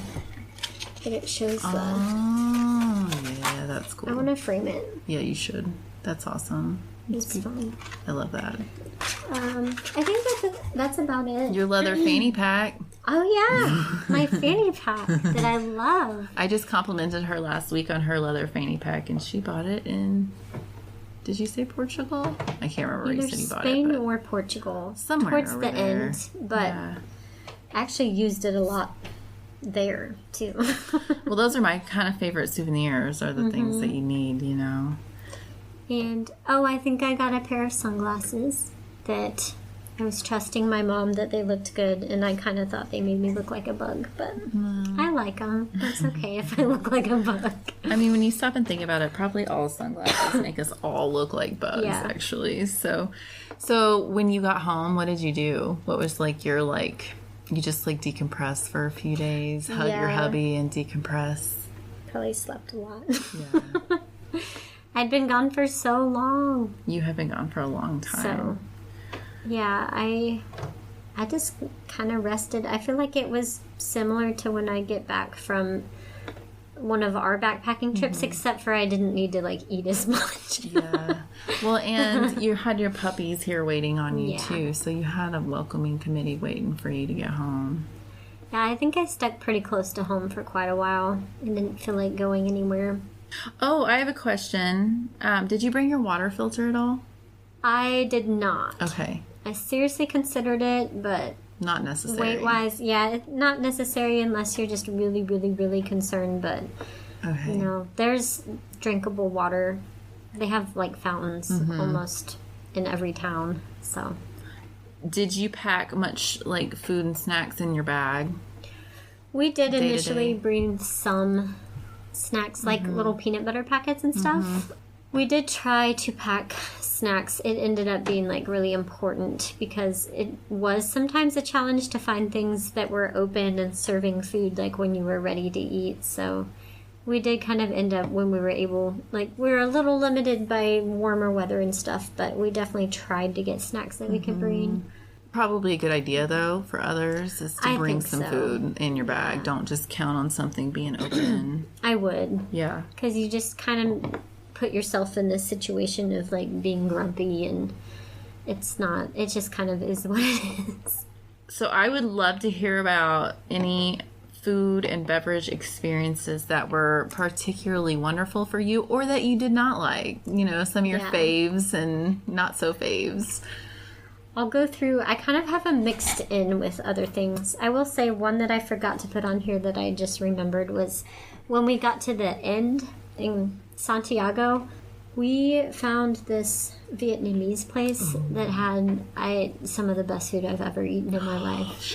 And it was just so needed. It was so different than kind of what was available throughout most of the trip. It was so good. I wish I had room to like eat there way more before we left, but oh my gosh, they had like these sweet potato noodles, like really thin noodles, and like I don't know, a soup and rice and this other thing that they served it with, and oh man, it was so good. So good. So good. Oh man. So I wanted to throw that in there because I did forget to write it down. That sounds amazing.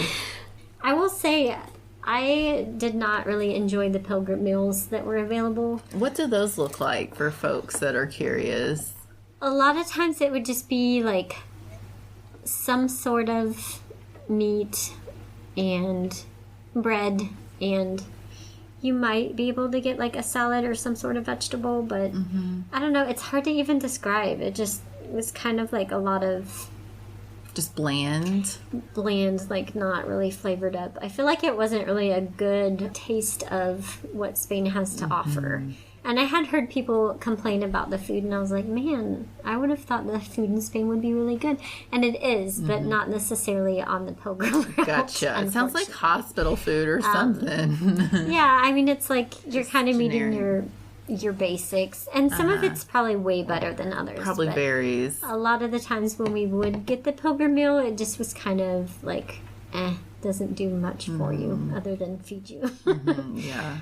But, you know, other times like that garbanzo bean soup that we had at that one place was really incredible, and I felt like was probably a good, like, maybe indication of what you might eat in that region. So, yeah, that's kind of something, like, if you're a foodie, you might want to budget in for, like, not eating the pilgrim meals. I think that's so important to think about. Yeah, like, if food is really important to you, and it's going to make a difference in your morale, like...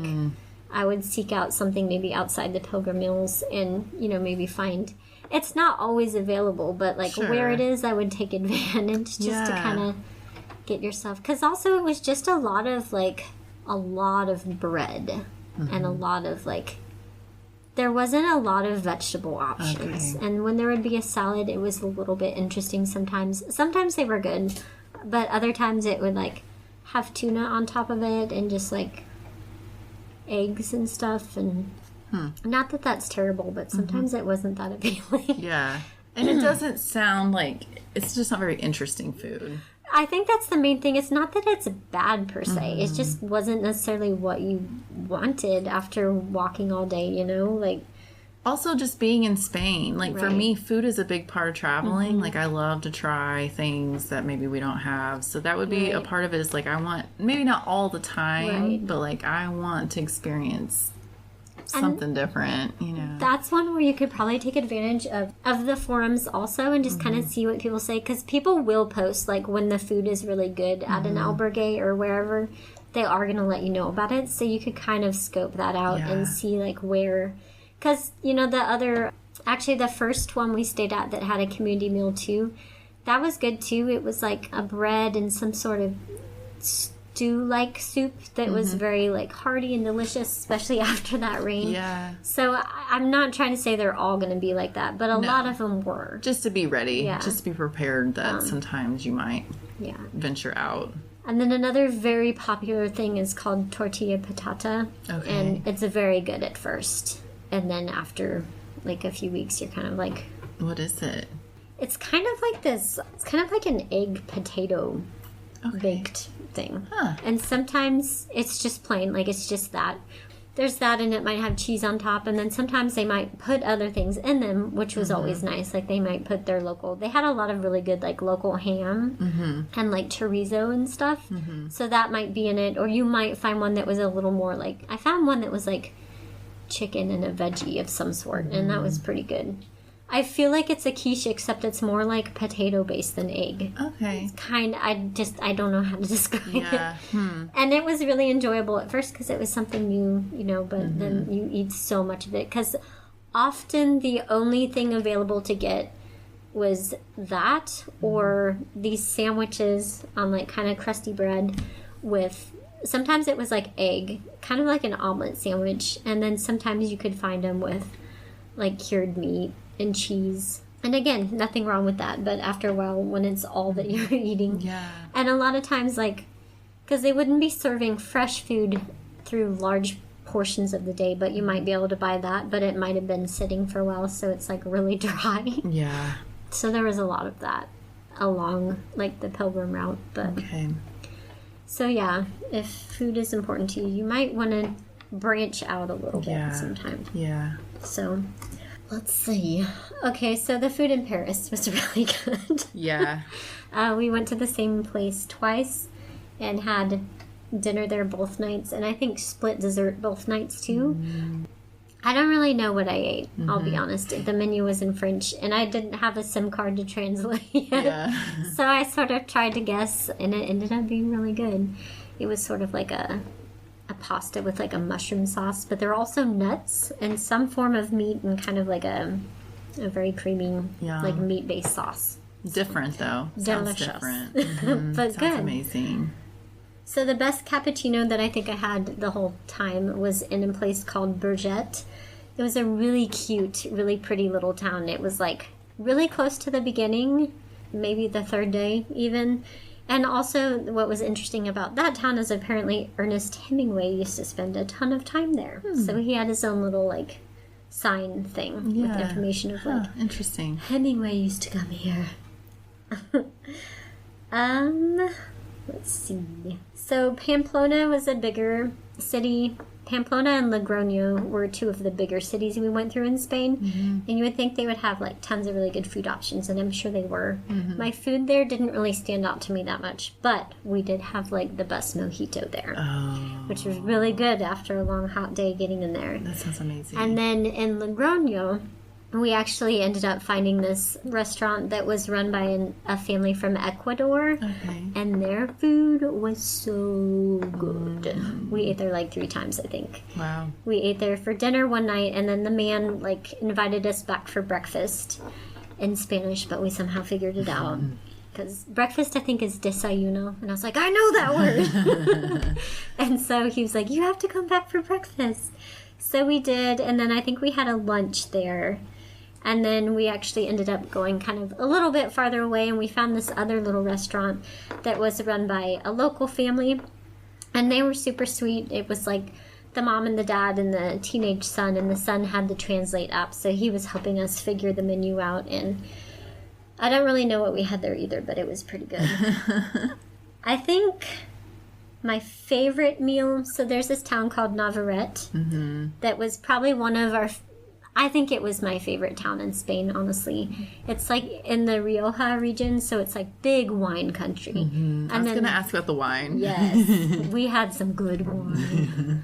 Lots of good wine. But our lodging there was called Posada Ignatius, so if you are going on this route and you're going to like highly recommend staying there, it's like this building from, I think, the 14th century that was kind of like historically restored, and it was just gorgeous, like the stonework and like huge wooden beams, and then their restaurant was in the basement. And I think that was the best breakfast that I had on the trip, because breakfast food is always a little bit weird. Yeah, it's like maybe a prepackaged croissant and some jelly or right. I don't know, stuff like that. Yeah. But they actually had like eggs and ham and like fresh croissants, and it was really good. But the night before, also what I liked about this town is a lot of times when you would get in, you couldn't eat dinner until like 7:30 or 8. Like a lot of the times it was like 8. Right. And like you were tired and starving, and so a lot of times you just kind of had to get snacks. But this town had some restaurants open earlier, and we went to a restaurant like kind of up the street from where we were staying, and it was really hard to choose. They had so many things on the menu, but I got something called cheeks and wine, and I don't know what these cheeks were. But they were some sort of delicious cut of beef, like super tender, and like a really thick wine sauce. They had like really good wine, bread, salad, and then they had, for dessert, they had pears braised in wine, which were so good. I've had pears like that before. I think that was the best meal that I had. That sounds amazing. At least in Spain, but probably on the whole trip. Really? It was just so good, and we had the best time. Like I said, it was a really cute town. Like, there was this old building we saw there, and my mom's like, should we buy it? So it just was really cute. Like one of the ones that was really kind of history rich, and yeah, being in the wine region. So, what else? Once we got into Portugal, we had access to a lot of good seafood. Oh, darn. Yeah. In Porto, like when we were still staying in Porto, there were a lot of restaurants available. So we had good food, but like not necessarily anything that stands out super a lot. There was one restaurant we really enjoyed just because the staff there was like hilarious and so fun. They were trying to teach us Portuguese. Like, for example, we kind of learned how to say thank you, but then we didn't know that, like, men say obrigado and women say obrigada. Okay. So he was, like, correcting us and trying to explain, like, no, a female says obrigada. Like, no obrigado. But they were teaching us other things, too, and they were super sweet. One day we had some really good prawns, lots of good fish. Oh, gosh, fresh fish like that. Oh, man. It sounds so good.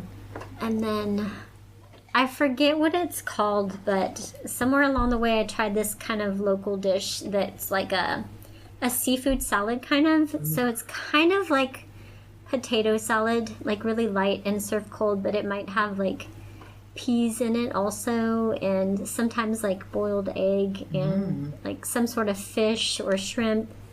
It sounds weird, but it was so good. It sounds interesting. And then I think that's about it on the food. We have a kitty visitor. We might take a break and put her outside.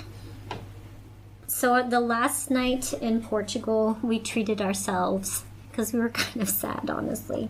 And we had found a really nice restaurant, and this isn't necessarily like region specific cuisine, but I had like the most bomb-ass steak. And they had like good dessert and good everything, good wine, good music playing, like really fun atmosphere. That sounds fun. It sounds like a great way to end your trip, or your visit in Portugal at least. We were so sad to leave Portugal, so we're like, we're gonna treat ourselves. And then the last noteworthy thing was actually our very last day when we were walking into Santiago. That was one of our rainy days. It rained and stormed like quite a bit. We actually lost power at our hotel that morning. Hey. So it had been kind of a rough one, and we tucked in to take a break at this one restaurant. And we're like, we need coffee with Bailey's. But we didn't know how to ask for that.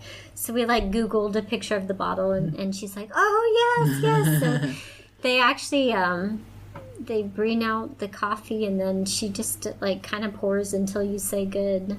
Like she poured so much in there, and we ended up getting 2 of them. So it really helped with the last part of the trip. Like, oh man, it's never hit the spot so good before. Yeah, just needed that something. Yeah. Pep. So that's probably it for my favorite foods. Highlights for me were just making the switch to Porto was really nice. Paris was a surprise and really nice. The Pyrenees are beautiful. The place that I was talking about that we stayed at that was run by Sisters of the Sacred Heart, that was definitely a highlight. That was on an alternate route. The town, I think, is called Zabaldika.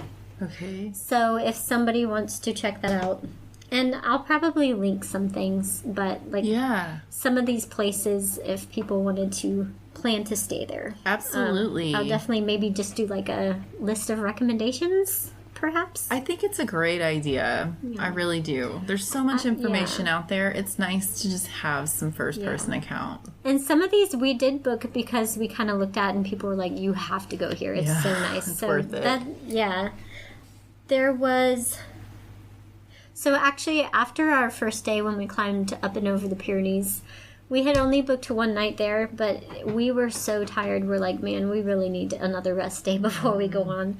So we ended up taking a taxi, like kind of off the route into this other area that was, I guess, like surrounded by the Irati forest, which I think is maybe protected, but it was this beautiful area, and it was this tiny town. There was nothing there, but this lodging was really nice. Like the view was really pretty, and they had their own restaurant.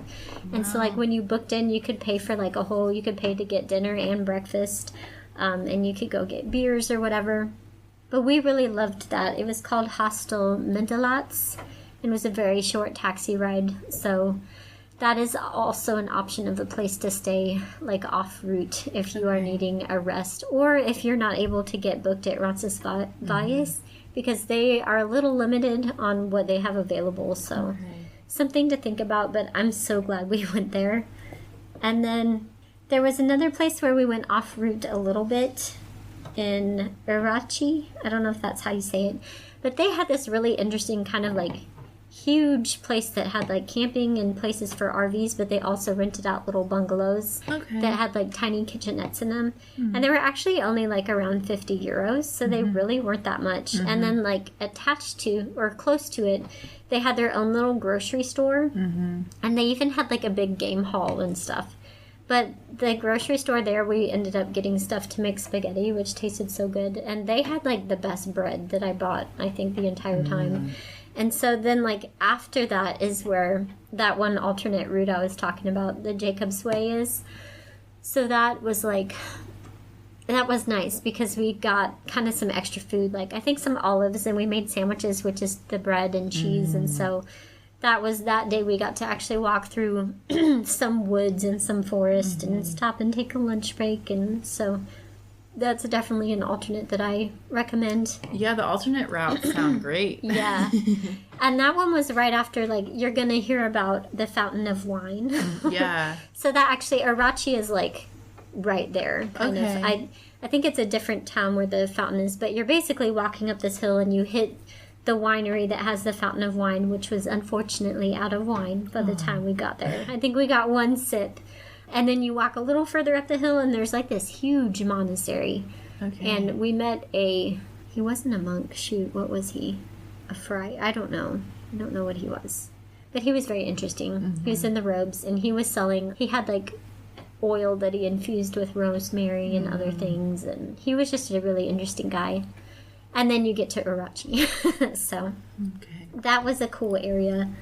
Like I said, Navarrete was probably my favorite in Spain, at least in the first part. Okay.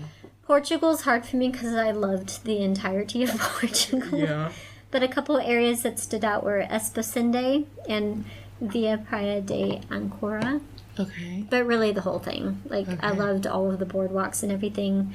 Once we made it back into Spain, there was the village called Cambaro, which is the Galician village that I was talking about. Okay. It was really beautiful. It's just like this kind of coastal feeling. There were lots of sailboats. I don't think it was actually the sea, but it was like a big lake or something. Really beautiful, though, and like more food options. And there was some kind of festival, I think, going on there. We ran into a lot of festivals, but you saw a lot of more of like kind of a difference in culture, and you saw a lot of like Celtic looking symbols and stuff in that area, because that was just kind of where more of that history was from. Right. The only bad thing is that when you leave Cambaro, it is brutal. It is like the steepest incline for like miles out of that city. So be prepared for that. But we found a good little grocery store there, and they sold like wine in boxes. So they had some like white wine in boxes that we got. So we stopped and had a lunch break and had some of that to help us make it up the rest of the hill. Yeah. And then towards the end, you get to walk through the forest of stone and water. Okay. So first you come into this place called Armentera, and there's a huge monastery there, which we went in. And my mom had injured her knee in Porto and was kind of dealing with a lot of swelling from that. And so we poked our heads in to look, and the sisters there were so sweet and concerned. They were like wrapping her knee up for her. And so that was kind of a nice memory. But you get into there, and then when you leave there is the forest of stone and water, which Max had told us all about. He's like, it's the best part of everything. And it really is. Like, it is magic. It's just like a stream the entire way, like weaving through in these big, like kind of swoopy branch trees and moss everywhere. Like everything is so green and lush. And I think there used to be a watermill at one end. So like all along there's these super old like stone buildings that are still kind of there. And those big, you know, those big like stone kind of wheel looking things, like the round. So lots of that, but it's just like an enchanted forest, basically. And I think it's amazing. Like 3 miles through there. Wow. So sounds beautiful. You get a good little nature boost. That sounds awesome. And then after that, we made our way up to a place called Villanova de Arousa, which is where you catch the boat ride kind of up the channel. And that was a huge highlight for me. I loved the boat ride. Yeah. But they'll kind of stop along the way and like point out different features. That's cool. There's a lot of little like islands along the way, and there's like crosses and statues and stuff that they talk about. So that's cool. It was really fun. So those are some of my highlights. I might make a list and put them. You definitely should. There, but you definitely should, and let people read this stuff and, you know, see how some of it's spelled so they can look up for themselves. You know, I don't know how that goes. So I'm saying it like phonetically, but I'm probably saying it really wrong. I wouldn't know. So if you are saying it wrong, is there anything that you would change really about the trip now? Originally, I probably would have said, well, I would have started in Portugal and done more of Portugal. But I do think we had some really good experiences in Spain, and we met some really great people. So I don't know that I would change any of that, really. I might try a little harder to learn Spanish. I don't know. I feel like it's a really neat experience to do something like that with your mother. Do you feel like it's changed you guys' relationship or like how you view your mom after going on the trip? Maybe in some ways. Like, I'm definitely really proud of her, of what she was able to do. There were times where I felt kind of, like, looking back, I feel like I should have just tried to stress less and worried less about her because she is a very adventurous spirit. And I'm sure a lot of the things I was concerned about, she's like, it wouldn't have bothered her. Like, she is someone who can roll with the punches, so I probably could have managed myself a little better on that front, as far as, like, I probably didn't need to worry as much as I did. Just worrying about her. Yeah, and like sure wanting her to be comfortable, and especially after she hurt her knee, I felt like anytime she made fun of me that, like, anytime there was a step anywhere, I'd be like, there's a step. But yeah, I think it was really good for us. I mean, we've done things together before, but nothing like this. So you think it brought you closer? I mean, you guys are close anyway, but I have to feel like going through something like that with anyone, you're going to just have such a shared experience then. And, you didn't have that with your mom before. It's pretty cool. It is. I do think it brought us closer, but I think more than anything, it sort of ignited this, like, well, we got to do this again, like... Just kind of going and realizing, like, we can do this. We did do this. Like, it was really empowering to do that together, I think. And I think we both are like, well, where are we going next, So there's that aspect of it. I definitely think we're both going to take more trips in the future. Yeah, travel together, more adventures. Hopefully. And a lot of that was like, well, she's getting older. And, like, that was coming from her. She said, I'm getting older. Yeah. Like, we don't know how much, like, how possible this will be. So, but in some ways, I feel like she came back and she's only gotten, like, stronger and stronger, so. It's probably really inspired her in her life, too. So, I think it was really good. I think going in, I was worried about the stress of it because... being with anyone day in and day out can be a lot. Sometimes you're going to irritate each other. And sometimes you and your, like, not you and your mom, I just think in general, like, moms and children's, they irritate each other sometimes, even when there's all the love in the world, so. You're still each, a unique human being. Yeah. But I felt like we did pretty good. I mean, we can get under each other's skin occasionally, but I felt like we're good at getting over it when we do. And well, it's always unconditional, so. Yeah. But also, like, we're kind of each just, you do settle into that, like, even though you're together, getting kind of in your own headspace, and because you are doing a hard thing, so a lot of times you're just kind of silently surviving next to each other. Yes, each going through your own things and challenges in your mind, I'm sure, probably, so. One of my favorite memories, there's a lot of good ones, but there was one day towards the end of Portugal where sometimes the maps would get a little bit off, and we kind of followed what looked like the path and then realized it was going nowhere. So instead of backtracking, we were trying to, like, cut across to where we saw the path on the map. And so, like, we start walking in, and there's just, like, these tiny, very innocent-looking little bushes. But, like, as we're walking, they keep getting taller and taller, and then it's also, like, going down a hill. So finally I, like, stop, and these bushes are, like, over my head, and I'm, like, down in this little, like, dip, and I just, like, surrounded, and I just look up at my mom. I'm like, what do I do? And she's like, get out of there. And for some reason, I just laugh about that all the time. So funny. Like that one specific moment, because I just remember looking up and, like, seeing her face, like, with these tall bushes, and she's like, get out of there.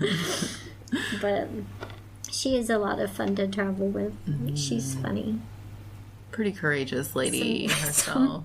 Sometimes her facial expressions, she has a hard time bringing them in. I'm like, Mom. I think you told me that before.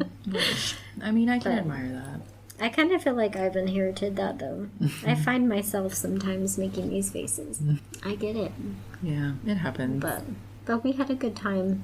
And I think what I appreciate about my mom is, like, it's the same thing I appreciate about you as a hiking partner, is that, like, we are not the forced positivity type of people. So it's like, if something's kind of sucking and you're not enjoying it, like, neither me nor my mom are going to pretend otherwise. Like, yeah. I might lapse into silence and she might be like, oh. But, like, either way, we're each going to be honest about how we're feeling. You're not faking it. I also just think, I don't know how you fake it at a point. You know what I mean? Like, when you're really struggling or whatever. How do you have enough extra energy? Right. Like, if I had that much extra, I wouldn't be in the shape I'm in right now. I'm having a fantastic time. Yeah, I know. I guess just rally whatever I have left to fake it. But then you just kind of seem manic. Yeah. Yeah, I don't know. I just, like, it's not that I get trying to, like, get yourself out of that mindset with a little bit of, like, well, it's okay, like, finding the silver lining or whatever. But in that moment, sometimes you just need to be like, oh my God. So one kind of last thing I wanted to ask to touch on was something like you were talking about. Some people kind of get kind of defensive about, like, a purist trek or pilgrimage as opposed to, like, what does that mean? What does that mean? Like, how do you, let's say you're approaching this trip and you're thinking about you're wanting to take it, like, what does that mean? I don't even know. Please help me understand. So I think the best thing I can kind of equate it to is, like, when you're on Facebook in the US and you're in these backpacking groups and you kind of think of, like, the trail runner versus hiking boot type attitudes. Or, like, the ultralight versus traditional type attitudes. Like, you would think something like the Camino would maybe be a little bit immune from that because it's like everyone's on their own journey. Right. But no.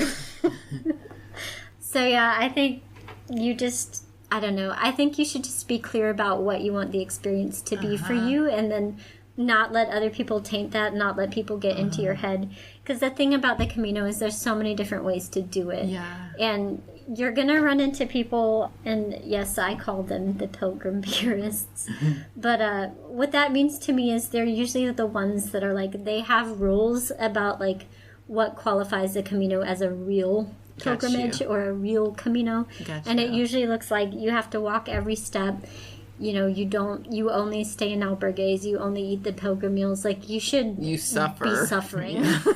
No, like, absolutely don't use the option of luggage transport. Like, that's not a real Camino. Yeah. And they're basically just those people that need to mind their business and they don't, like, they're judging other people all the time, because the thing about the Camino is, like, there are a lot of accommodations, and I think it's a good thing. I think that it makes it super accessible to people who, maybe have a chronic illness or are still kind of coming back from an injury or are 80 years old. There are options to only walk as far as you can walk and then take a taxi to your lodging and then take a taxi back and walk the rest. Or you don't have to walk every step, like, it's okay. Or there's luggage transport, which we ended up using for my mom's bag, where it's pretty inexpensive, and honestly, it's worth budgeting in if you have any sort of limitation to carrying too much weight all day.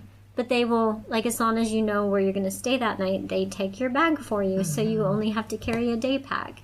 And I think that those are good things that allow a lot of people who dream of doing this to do it. Sure, absolutely. But, some people just are like, well, that's not a pilgrimage, you're just a tourist. And it's like, so what? Okay, even if they are. Who died and made you? And also, like, you need to pull your head out your ass, because you cannot tell me that the pilgrims back in the day would have turned up their nose at hitching a ride on a cart, I think that about so many things that people want to, like, throw back to, like, the caveman and, like, how you weren't there. It's like they would trade you in a heartbeat, for your experience. Also, like, they were suffering enough. Right. You think if they had an opportunity to, like, hitch a ride for part of it, they weren't going van, they wouldn't have. Which I feel like setting those goals for yourself and being very strict, like if that's what you want to do, I find that very admirable. Right. But you should never feel like you know what's best for everyone else on the planet. And that's where it really rubs me wrong. I do get it, because I remember when we did the AT and we heard about people skipping sections or sending their bags ahead. Like, didn't they even do that sometimes? I think so. I remember when I first heard that, I was like, I don't know if I would want to do that. Like, I don't know if I would feel like I was accomplishing the same thing. Right. So I understand the mindset. Yes. But the thing is, like, everyone's got to do it their own way, and you don't know, like, these people that are sending their bags ahead, like, that may be the only way that they're able to complete it, you know? Right.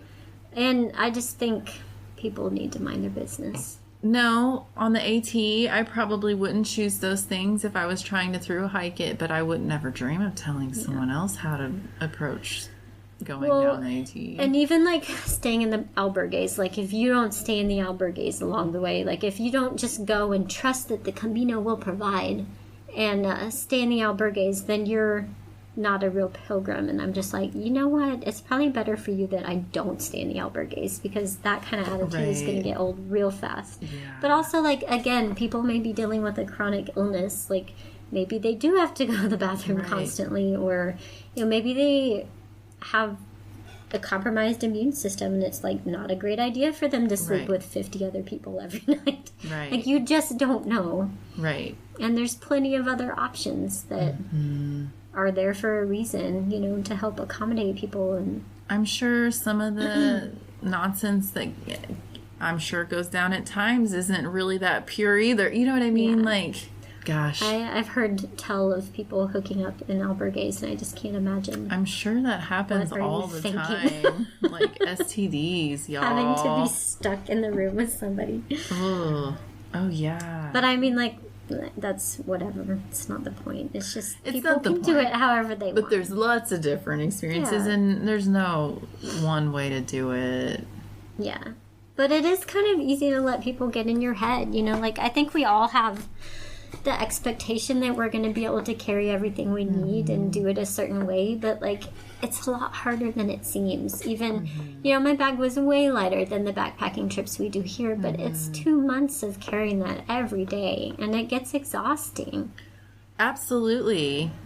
And I people like that kind of irritate me too, because they really don't see that the privilege they have to do all of those things. Like, not everybody has those same privileges, you know?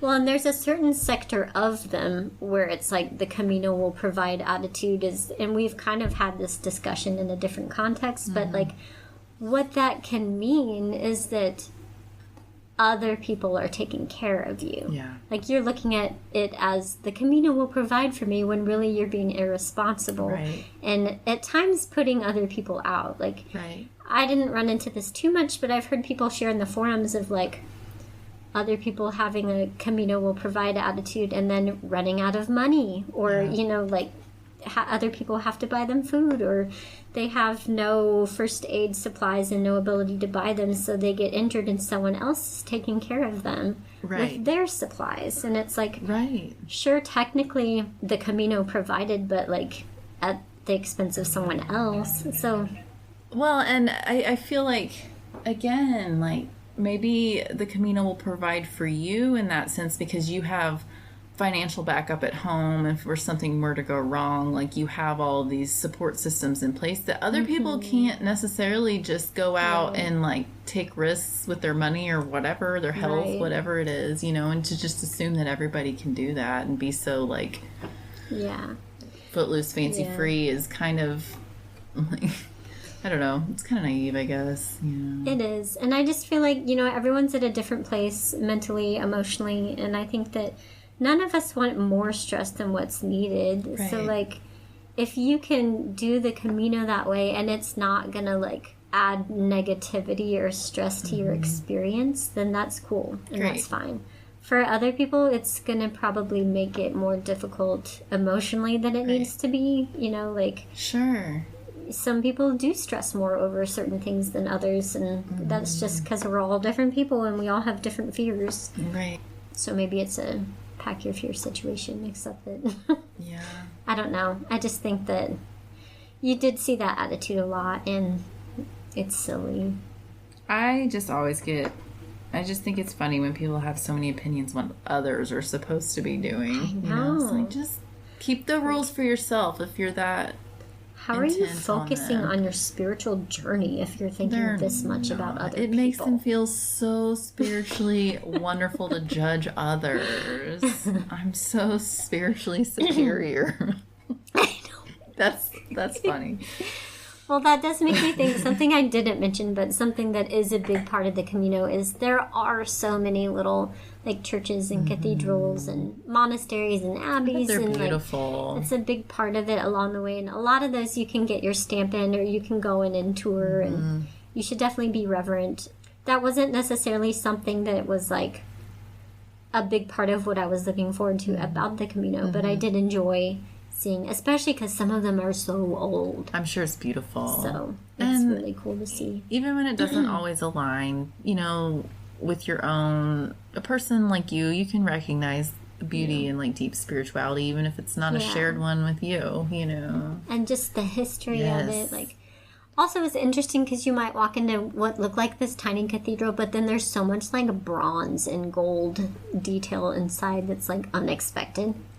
And then there's like a super cute little one, just on the beach in Portugal, like a tiny chapel that was adorable. So that's a fun feature. So much of our history is written in religious relic, and architecture even. So even if you're not religious, like that's all history. Yeah. So. And that's kind of the whole Camino. Like, they were going to look at some bones that honestly may or may not have belonged to St. James. And that's the other thing that I forgot to mention is the Variante Espiritual.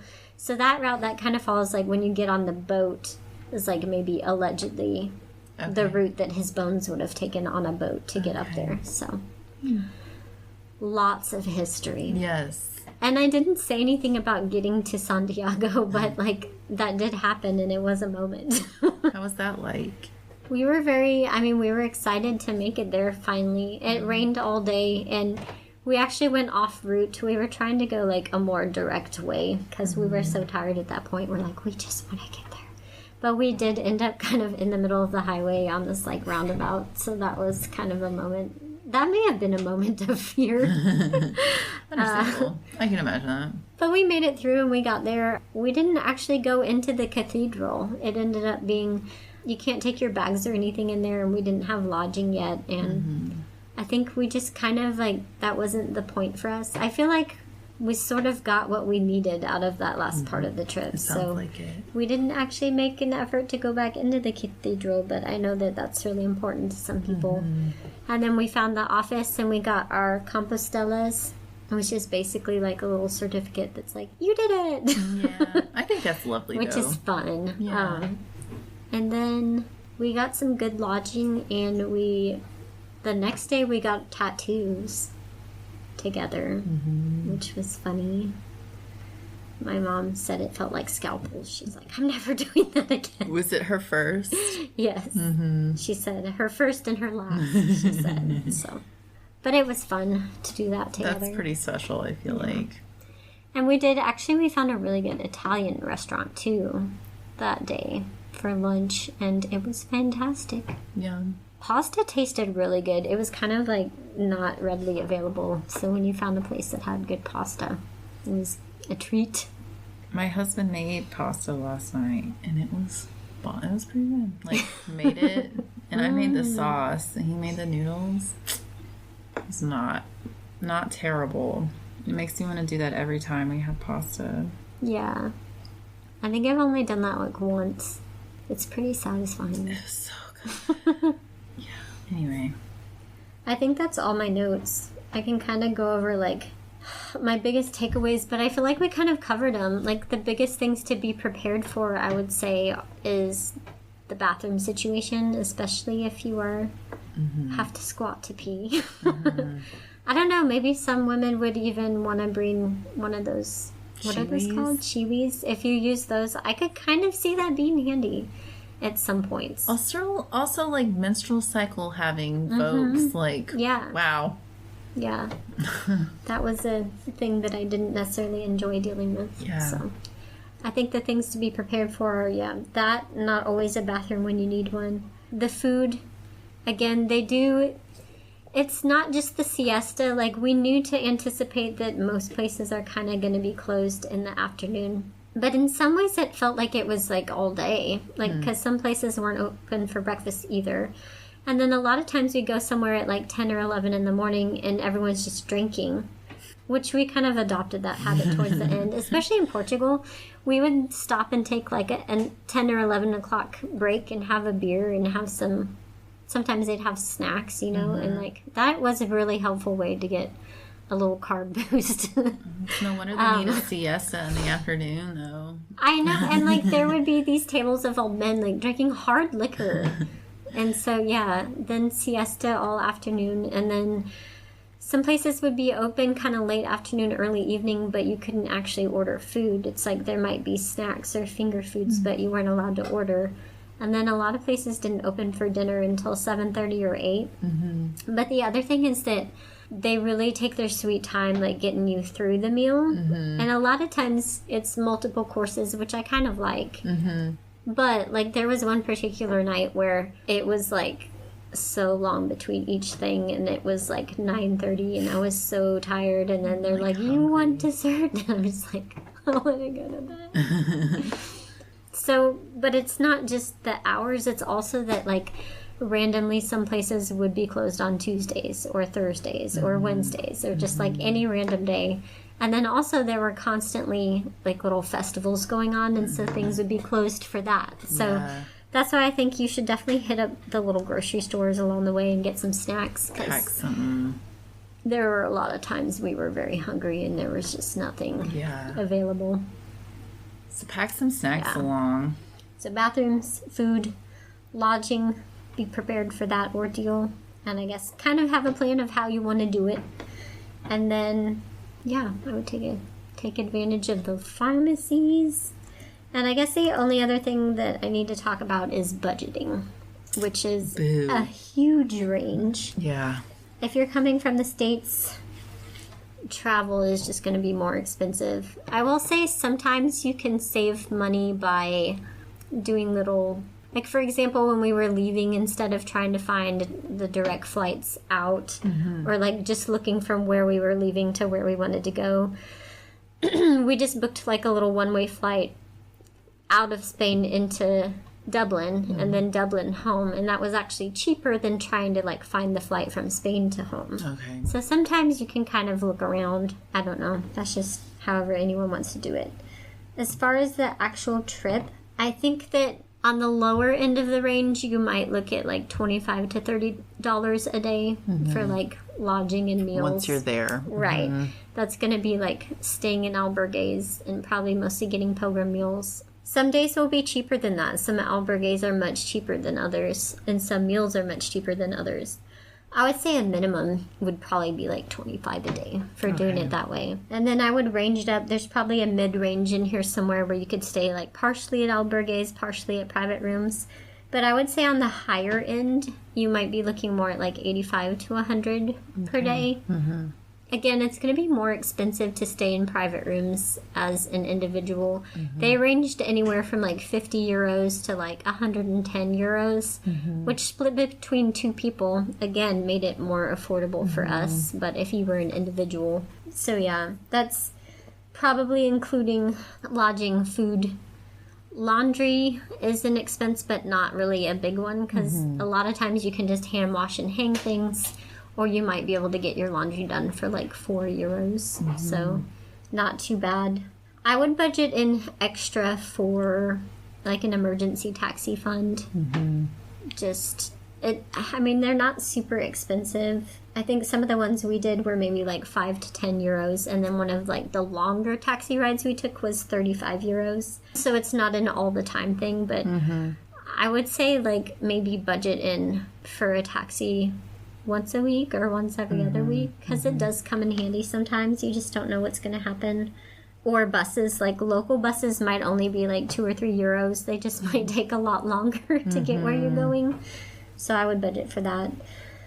And then I would also budget in for purchasing a SIM card over there. most of them will only last a month, so you might end up getting more. And I think they were kind of like maybe $20. Mm-hmm. You just put them in your phone. Mm-hmm. Okay. I did that a lot. A lot of people just kind of arrange with their cell phone company ahead of time. Mm-hmm. Like, I think my mom, if she wanted to use hers, it was going to be like a $10 a day. Sure. So, yeah, that would add up. But I think the SIM card is the easiest way to go. And you can order those ahead of time, but I just got them when we got there. Mm-hmm. Did you carry cash, or did you use card mostly? Or a lot of places, do they all accept cards? A lot of places accept cards. Okay. So we did carry cash, especially if you know you're going through smaller villages. Yeah. Or just if you want to have it on hand for, like, trying to leave tips, which you don't have to. You can kind of play it by ear and see what other people are doing. A lot of times they don't even understand and they'll try to give you the money back. So it's definitely not expected. I think if you're in more touristy areas, you should probably go ahead. Like, they might be a little more used to it or maybe expecting it. But we would get out of the ATM, we would get some cash in euro form to carry, and then really there were so few places that didn't take our cards. So I guess they kind of have to in this day and age. yeah. I mean, there were a few, but I feel like it's just always a good idea to have some cash anyway. Agree, but for some reason I could see it being, maybe an area that... But it sounds like, I don't know, people got to make their money, and you got to accept those cards if you want to make money in this day and age. But I think for this trip, my mom and I each tried to budget about $6,000. Or was that collective? I don't know, but we were pretty spot on. I can look at my list. But yeah, we were pretty close. I would say, actually... It may be more expensive than that next year or moving forward. I don't know. Yeah. And then, our airfare was, I think, a one-way ticket. Our one-way tickets out were probably like in the $700 range. Maybe a little less, but pretty close. Airfare is just so high. I mean, even just flying within the U.S., it's so high. Unless you get on some little cheap flight, you kind of get lucky, but... Yeah. So, and of course, it's easier to try to budget, kind of pick a range and budget by day and then multiply it by how many days you're kind of expecting to be there. Yeah, thank you for that transparency on what your budget was and everything, because I think it's important to hear it, the number, It's a big number. It is. And it felt impossible for us. I do think we each tried to save $6,000, if I'm remembering right. It sounds like so much now, but I'm like, no, that's probably right. Yeah. Because that's including, like, airfare, though. But also you want to think about, it's not just getting there, it's wherever you fly into, you're probably going to need a bus or a train to wherever you're starting, and then where you end, you're probably going to need a bus or a train or a taxi to the airport. And you might even need, because, like, Santiago has an airport, but it's a small one, so maybe you want to go to that airport and get a short flight to another larger airport now. So, the actual... traveling part is a huge part of the budget, because the thing is, if you get there and funds are a little tighter, you do have the option to make the choices that are on the lower end. But I always say budget high, because also you want to buy souvenirs and stuff. Sure. And there's always things that come up on any trip that you don't intend to spend money on that you have to. There's always something. So it took us over a year to save. But we managed it. We just made it a really important goal. It was a slow, I don't know. That's kind of always the case, though. I feel like when you want to leave the country, you're kind of hard-pressed to find round-trip tickets that aren't at least $1,500. Of course, some people, the budget may not be a concern for them at all. Some people it's not, and that's dandy. But I think it's good to be realistic about, I would say you kind of had a mid-range, not on the low end, but not fancy first-class experience either. And so I think it's great just to give people that mid-range. This is probably and if you're considering luggage transport, I think that was like €7 a day. Okay. Maybe different companies, but the prices are pretty close. So maybe you occasionally want to do that, or if you need to do it It's good to have it as an option. Yeah. You don't ever know what's going to come up for a person either. Yeah, sometimes someone may hurt themselves on the trip, and it's what helps them finish, Right. I think after my mom hurt her knee, I don't think she could have carried her full pack. Right. So. But yet, I mean, is it, you go hurt yourself and you may not be able to carry your pack, but a lot of people, this may be the trip that they've planned their whole lives for, been waiting their whole lives for. Are they supposed to just pack it up and go home because they have a sprained ankle for a couple weeks? That's bullshit, frankly. So don't judge, not you, but don't judge people. You just don't know. You never really know what's going on with somebody. Right. I think that's about it. I think everything else that I had, we sort of covered within the conversation, because I also talked about being a good guest, people needing to pack their trash out, especially their toilet paper trash. Alternative routes was the other thing, but I feel like I already said that 3 times, so don't pass those up. I'd say not. Well, this has been awesome. You've told me quite a bit about your trip, but I feel like we've kind of been saving a lot of the details for this episode and to have this conversation with Michael, our microphone, and our listeners. So I really enjoyed hearing more about it, and it makes me want to go. Yeah. I would encourage anyone to. I think the thing that I would most encourage and that I would do different if I were to do it again is just to really research the differences between each of the routes and kind of choose the one that suits you best. Because again, I don't know why. There's not really a reason, but I feel like we didn't put a whole lot of thought into which route we wanted to do. And, once we got there, it was, it was a little hard to make the decision to change the trip because in some ways it felt like a failing, which it really wasn't, there's so many different routes and ways to do it. But I think if we had kind of researched more on the routes ahead of time, we may have realized that the Frances wasn't for us. Again, I don't regret it. I loved doing the Pyrenees, and we saw a lot of pretty things, but we probably could have made the switch 3 days earlier and saved ourselves 3 kind of miserable days. But so I think if you kind of know what type of person you are, there's one that goes across France too. That starts way back further in France. There's a couple different ones in Portugal. There's a primitive one in Spain. There's the northern coast. There's so many options. And also, don't tie yourself into one. You may start it like we did and end up not really jiving with it and decide to switch. That's so true. And a lot of people do love the Frances, so don't take this as don't do the Frances. It's just, it wasn't for us. I'm sure you guys, it was just kind of the classic. So I just figured that's what you do, and you probably didn't. You had so much to worry about. Sometimes there were so many other things. Think of all the things to worry about at once. I'm not going to run through it, but I am going to link my gear list just so you can know what I took. Yes, I think you should, and some other whatever you feel like is worthwhile too. Because I think if someone is thinking about this trip, there's just a ton of information that you shared with us that could be helpful. So. And I'll link the resources that I used, because there's some great ones. There's a channel on YouTube that I really enjoyed. I think that's it. Well, thank you for sharing your trip with us. Listeners at home, have any of you guys ever been on the Camino?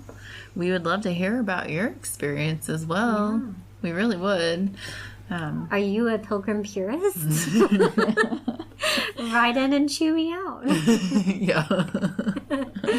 I really mean no offense to them. No, it's fine.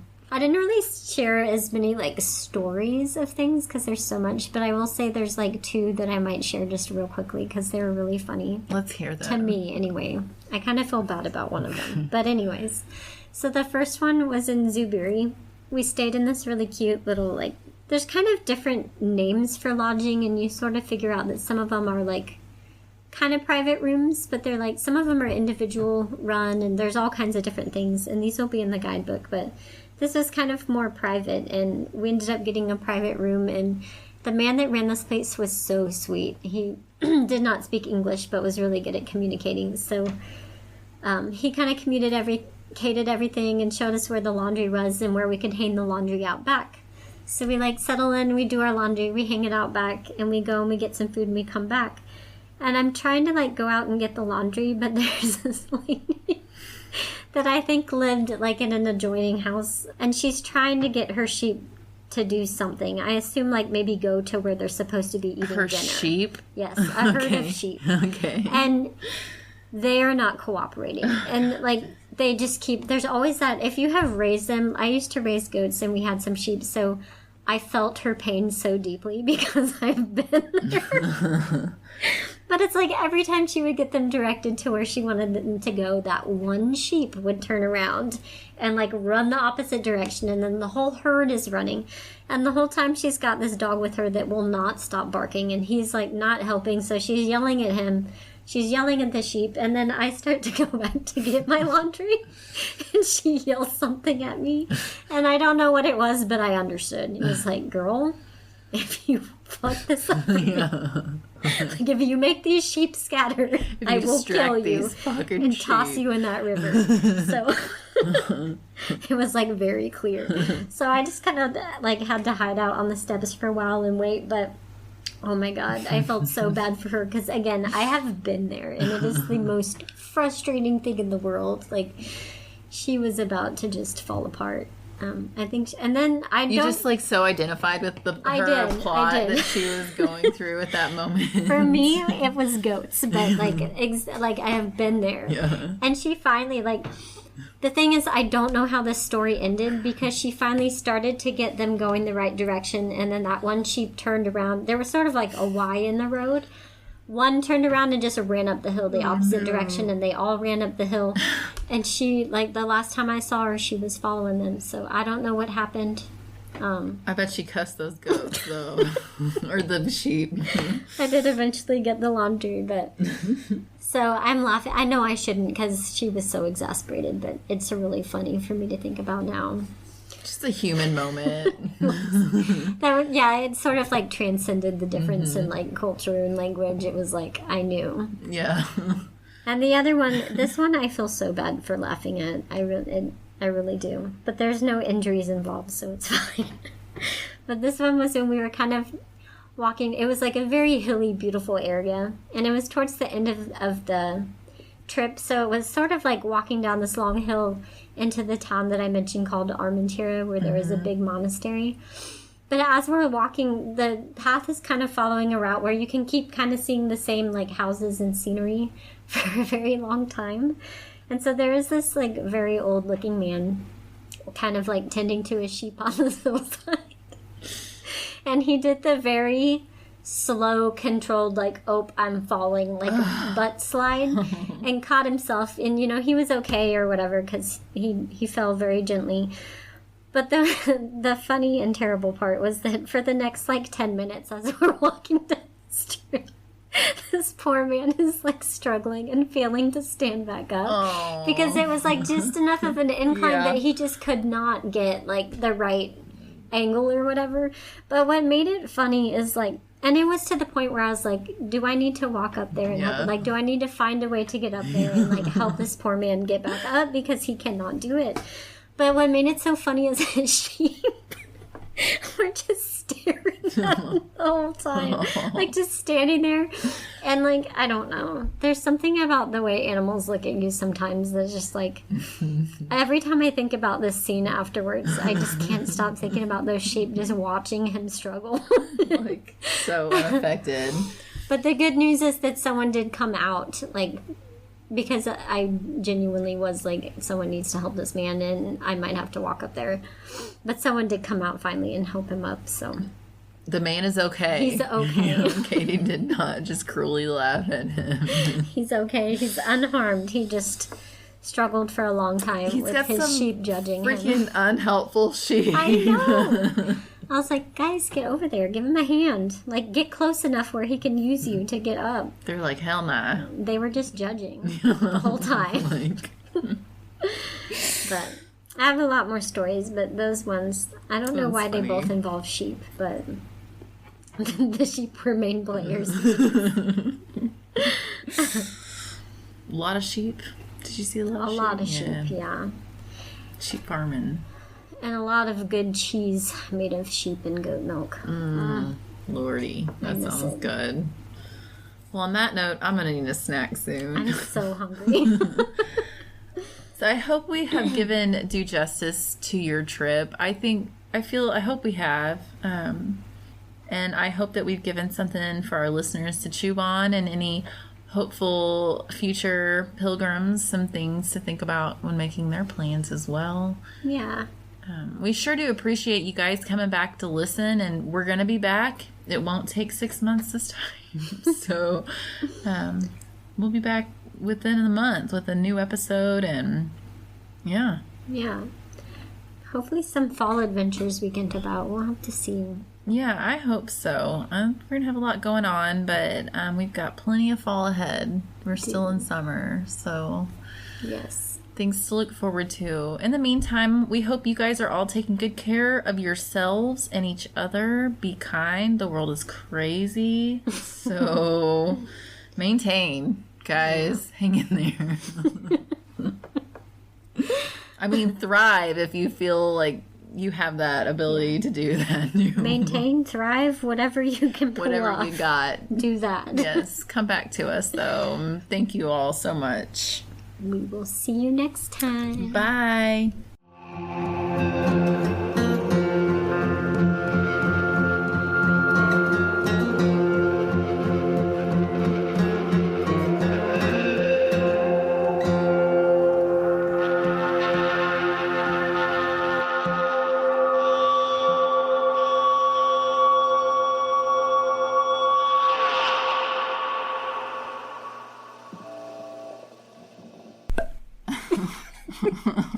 Wow, that was crystal clear. It felt like it was going to be. That was a good one.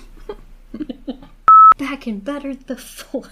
Well, we'll see. Hopefully. Back and struggling. Back and things are exactly the same as they were.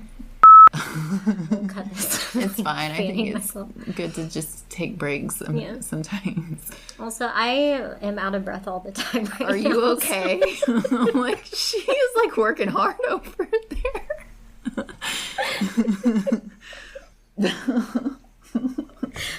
I'm going to turn the AC down. Sorry. I gotta change my pants, I'm sorry. No, you're fine. I'm like, she looks like she's about to have a panic attack for some reason. I'm falling apart here. I'm like, I hope I didn't say something stupid. I don't know. It's not you, I'm just like so hot right now. Whew. And rusty. Hot and rusty. We're not back in black, we're hot and rusty. Okay. Whew. Sweating.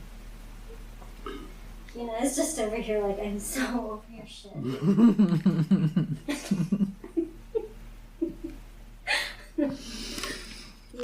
Katie's getting a workout. No, I'm not gonna melt. Okay. Do your houseplants ever get gnats? Yes.